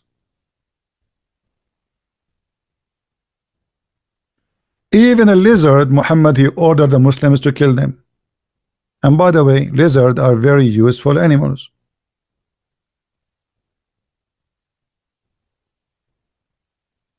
He ordered to kill all dogs in the beginning, and then the people they start complaining, so he said, okay, kill only the black dog.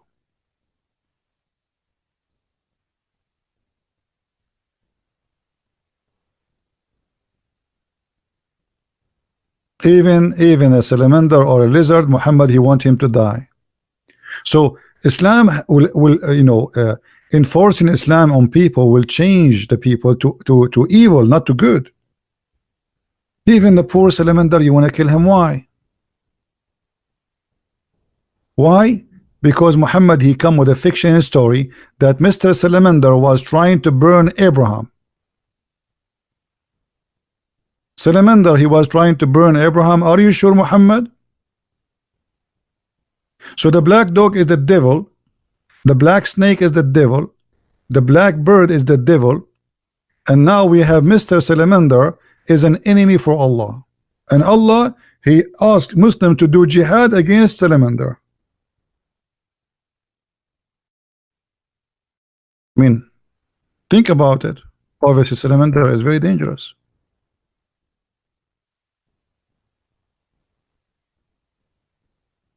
I mean, look at this guy.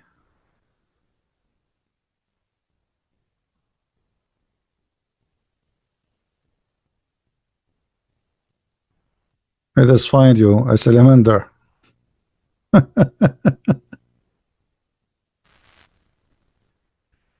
Salamander is evil. Proving, I mean, everybody knows that salamander is evil. Poor little tiny animal. It's not even the size of your finger.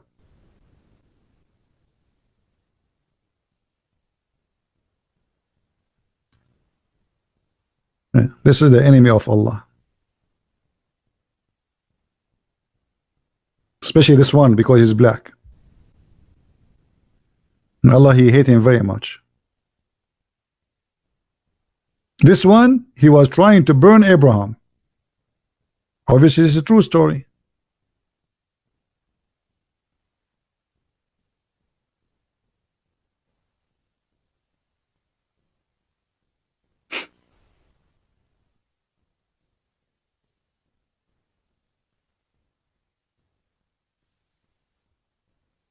And what we can do now? Muhammad, he don't like salamander. So what we need to do now? I'm going to join the Mujahideen and start a holy war on salamander.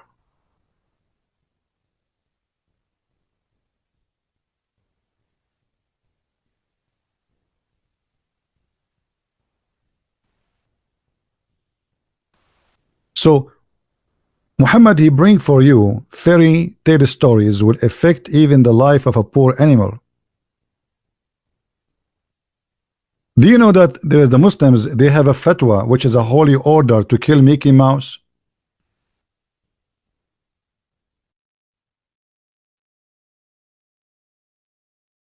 Do you know that?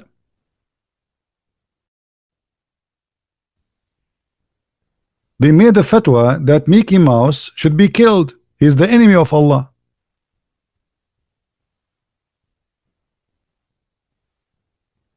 You think I'm joking? The video is all over. This is a Saudi. This is not a not a joke. Those are big sheikhs. Mickey Mouse is the enemy of Allah. And by the way, Mickey Mouse saying hello, he's hiding, but he's okay. Even Mickey Mouse, the cartoon, they want to kill him.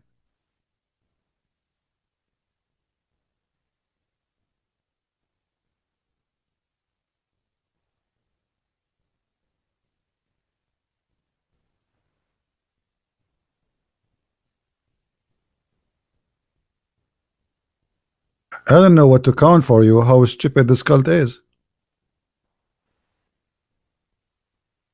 How far things can go.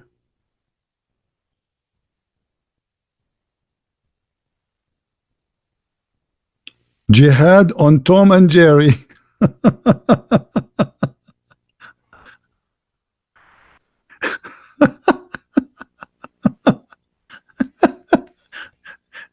Jihad on Tom and Jerry. I mean, do I need more comment to show you how stupid this religion is? And still you will see a person who have you know, like a Western idiot, he convert to Islam. I don't know what's wrong with you. You Western, what's wrong with you? Are you mentally ill?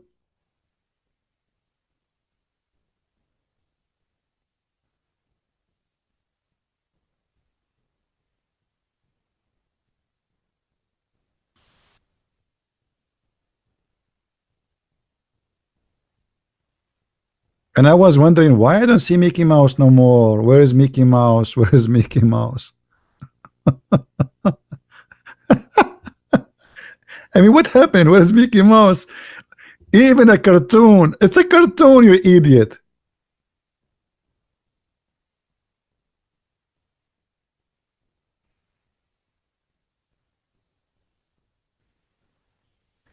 The first bicycle, you know, and this is something, you know, the one who told me, he been taught by his father.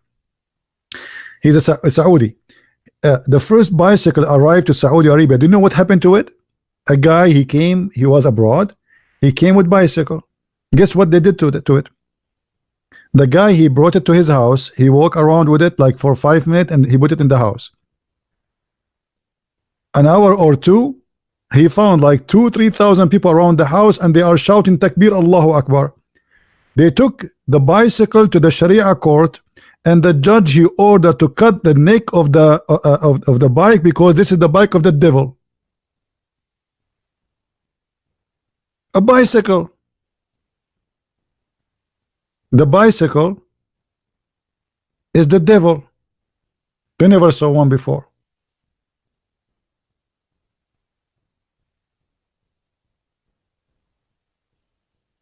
A guy, he made a containers for flowers in his house in the garden. He made them like you know, he like art, and he made them look like ducks. Somebody came to visit him and he saw those ducks in the yard. He reported him to the Sharia law court. Suddenly the police came, people came, and then the guy, he came and he read the order from the Sharia court to cut the necks of the ducks.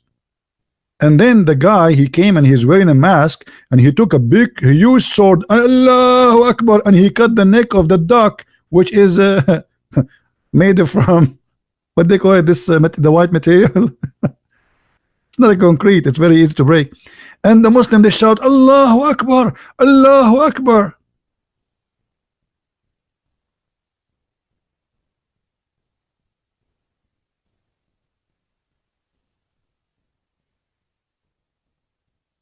So I'm not surprised they are upset from Mickey Mouse.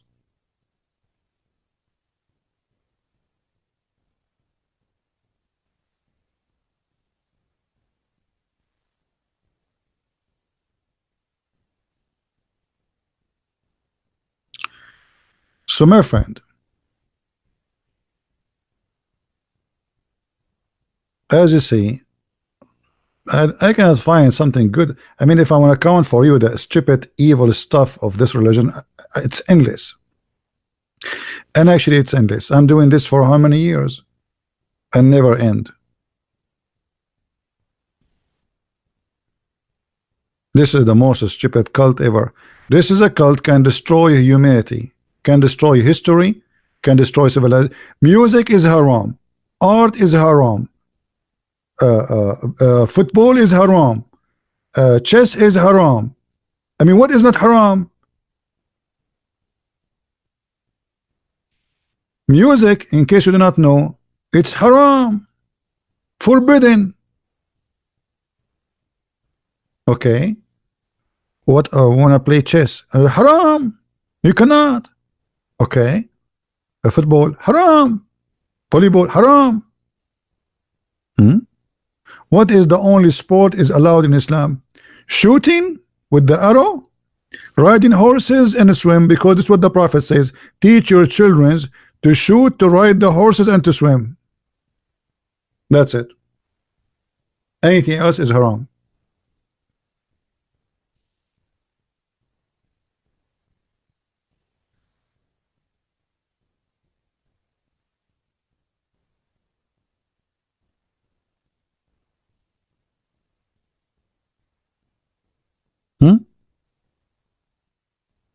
Yawning is haram. Do you know that yawning, if you do yawning, you are committing sin? Allah get upset from those who do yawn. Allah likes sneezing. Makes sense. And look at this stupid cult. Have you ever heard of a God? He likes those who sneeze and he hates those who yawn. So now we cannot do yawning. You do yawning, shaitan, he will piss in your nose, in your mouth, and he will laugh at you. I mean, look at the knowledge of this man. This man, his knowledge is beyond normal.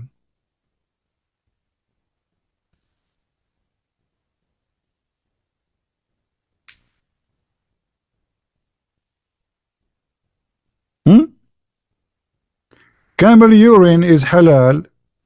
Wine is haram.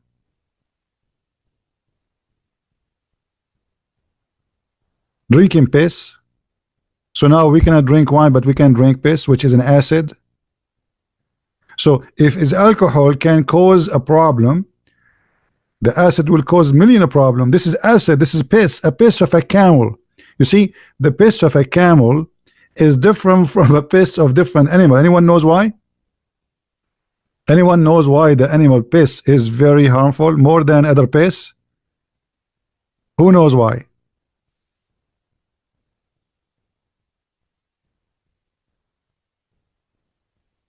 What do you think?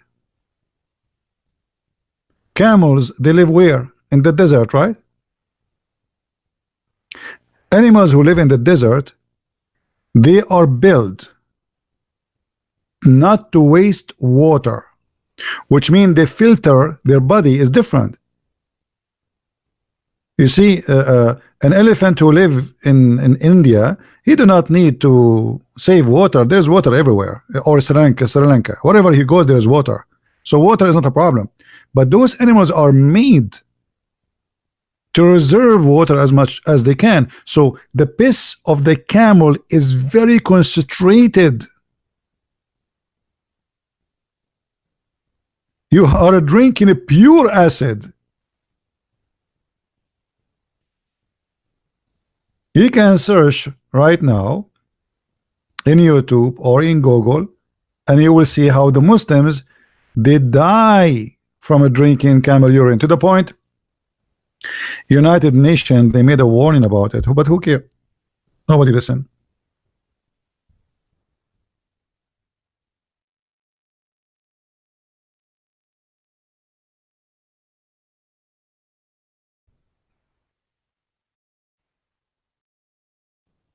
Drinking camel urine, and they make videos to do da'wah, brother. Teach you how to drink camel urine. This guy here, Dr. Muhammad Salah, live from Al Medina. This is the guy, you remember him? This is the guy, you remember him? This is the guy from the follower of Rashad Khalifa, the one who run from, he was debating me. Edib Potato, you remember him? Shish Kebab. Yeah. Did the Prophet Muhammad ever drink camel urine? I don't think so. I think he ordered you to drink it, but he will not drink it.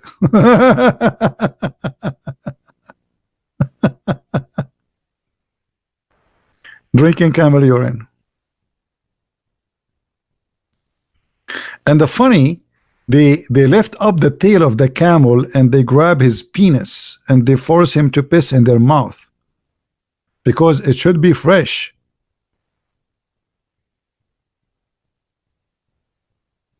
Look at this guy. Do you see how he's holding his penis from the back? Do you see it in the video? I don't want to play the video because, you know, they might claim copyright. No, I cannot play it. I mean, and it's disgusting anyway.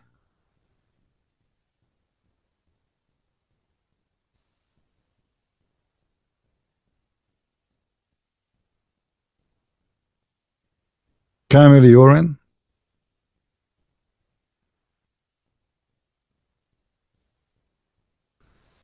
So I don't know, like, I mean, this religion make everything upside down. The whole world is not secure. We have a problem with security because of Islam.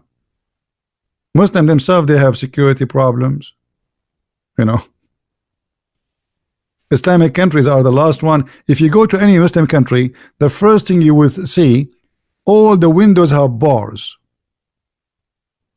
That because it's very secure country, right? No, it's the opposite.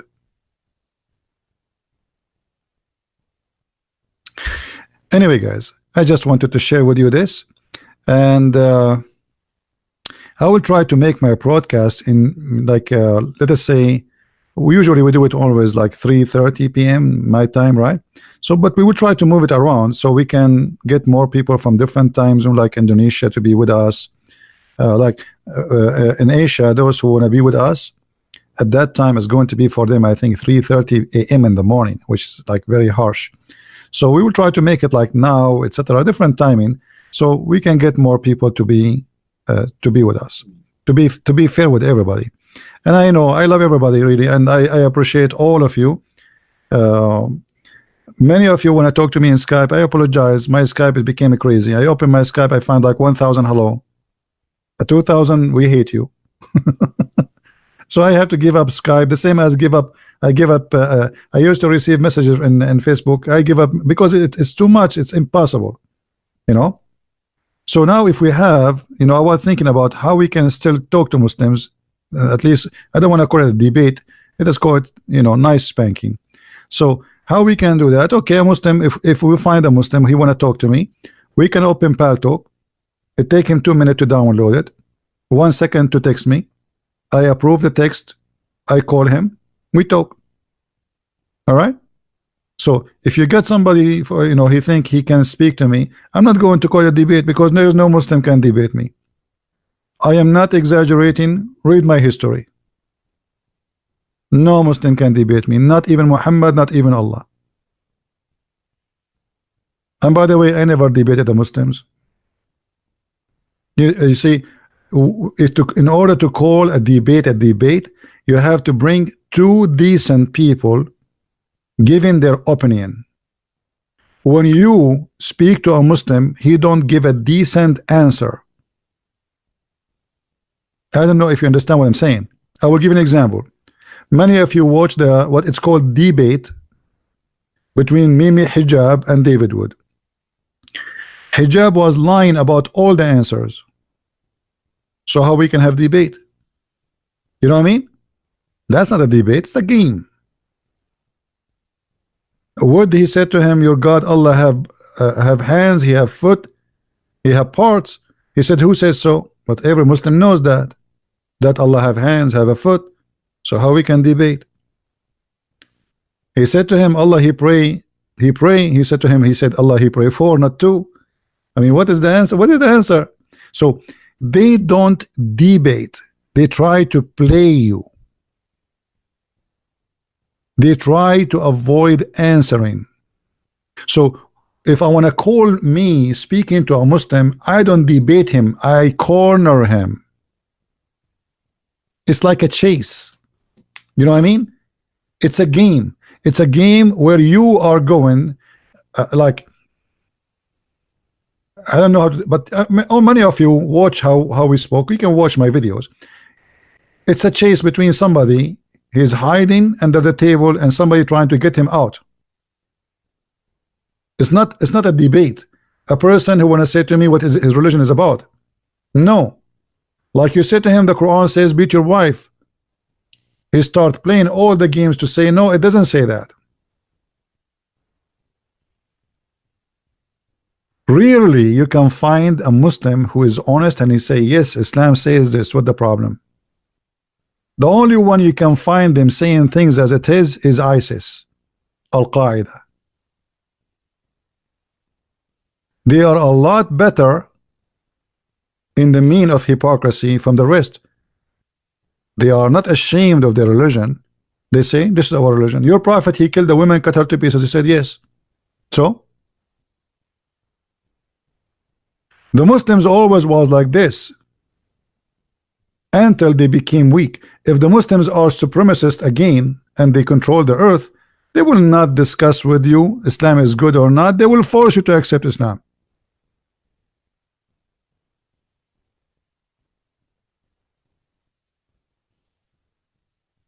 So today we are not debating, we are fighting deception, and there's a huge difference. So I appreciate all those people who help us to fight deception. Please don't forget to download my videos. I don't keep them for long. And for those who like to read, in case you do not know, my books is translated to many languages, including German, Spanish, French, Dutch, Swedish, you name it. And actually now they are working in other languages too. So I hope soon we will have more, so people they can read and they can educate themselves. Education is very important. Stupidity, ignorance is our enemy. Muslims are people who need help. I don't hate them. I'm trying to educate them, the same as I'm trying to educate you. And by the way, education is not a shame. Maybe any of you can correct me about a word in English. Simply, that is education. So I can be ignorant in the English, and you can be ignorant in something else. But it's not right to be ignorant about something very important can destroy your life. Knowing or not knowing a word in English will not change really too much of my life. But being fool about what to follow, what not to follow, what is right, what's wrong, can destroy your life. Life, all of it is about decisions. If we make the wrong decisions, we go to the wrong place. And religion can affect your life big time. You are what you believe. Some people, they say you are what you eat, right? That is different story. You are what you believe. If you believe, as an example, if somebody believes he's a girl, yet he's a man, he will walk like a girl and he will talk like a girl. Do you agree with me? If a woman agree, or let's say a woman, she believe that she's a man, she will talk like a man and she will act like a man. She is what she believe. So belief is very important, can change our life, can change the way we do things, for bad or good. You are what you believe, and I'm here to help you, my friend.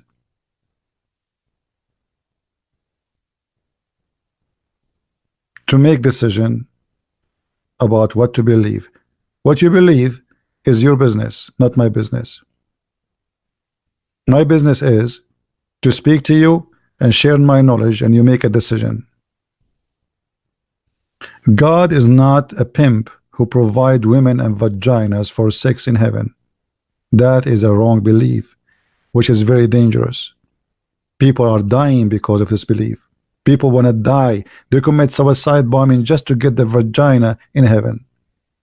This is how evil belief can be. Believing in killing a human being so I can go to heaven. So this is very serious matter, and we have to think about it very seriously too. If you like to read, Feel free to search my books in Amazon, all kind of Amazon, India.com, France, Germany, and I hope my books will help you to have more reference and to guide you to the truth. And the best thing to read always is the Bible. And trust me, a Christian who don't read the Bible is missing a lot. Is missing his Christianity. He's missing the wisdom. So don't spend your much time with me looking at this garbage, but yet you don't have time to read 2 verses in the Bible. Here I have a mission so people will not be misled and misguided, but that should not be a reason for you not to concentrate and study the Bible, my friend. For me, I concentrate in this because this is something I can do, and maybe few people can do it. Somebody have to clean the garbage, and what I work in is garbage. All of this is garbage. But what you can do, somebody have to clean the garbage, and that is me. Thank you very much for being here. May the Lord bless you, and I leave you with the peace of Christ. He gave us his peace, and he promised us what nobody promised. Amazing, beautiful wisdom and the peace of heart, not women and sex in heaven. Be holy like your Father. I will be with you. Every two mention my name, I will be between. The Lord right now, he is with us. And his beauty is beyond the promises of a river of wine and milk and silly bracelet in my hand and a couch and a green silk and a skirt and a woman, she is naked next to me. That is the devil who tried to seduce you from your belly and down. God is holy, the one who can make us happy by a smile. He can give us happiness a lot higher than what Muhammad he promised us. Happy of a private part is not a happiness. That is not true. Even that was a gift from God, so we can have a family and we can reproduce children. It wasn't about sex. God did not create us to be sex toys, and this is not the purpose of life. Think always about who you are and what you want to be. You want to be a sex toy, addicted to sex as Muhammad wanted you to be, or you want to be holy as your Father. He and she, they will not get married. They will be the same as angels, which means we will be free from our needs with the Lord, the Messiah. Thank you for being here. May the Lord bless you all. Christ is Lord, Islam is false, and see you soon again. Take care.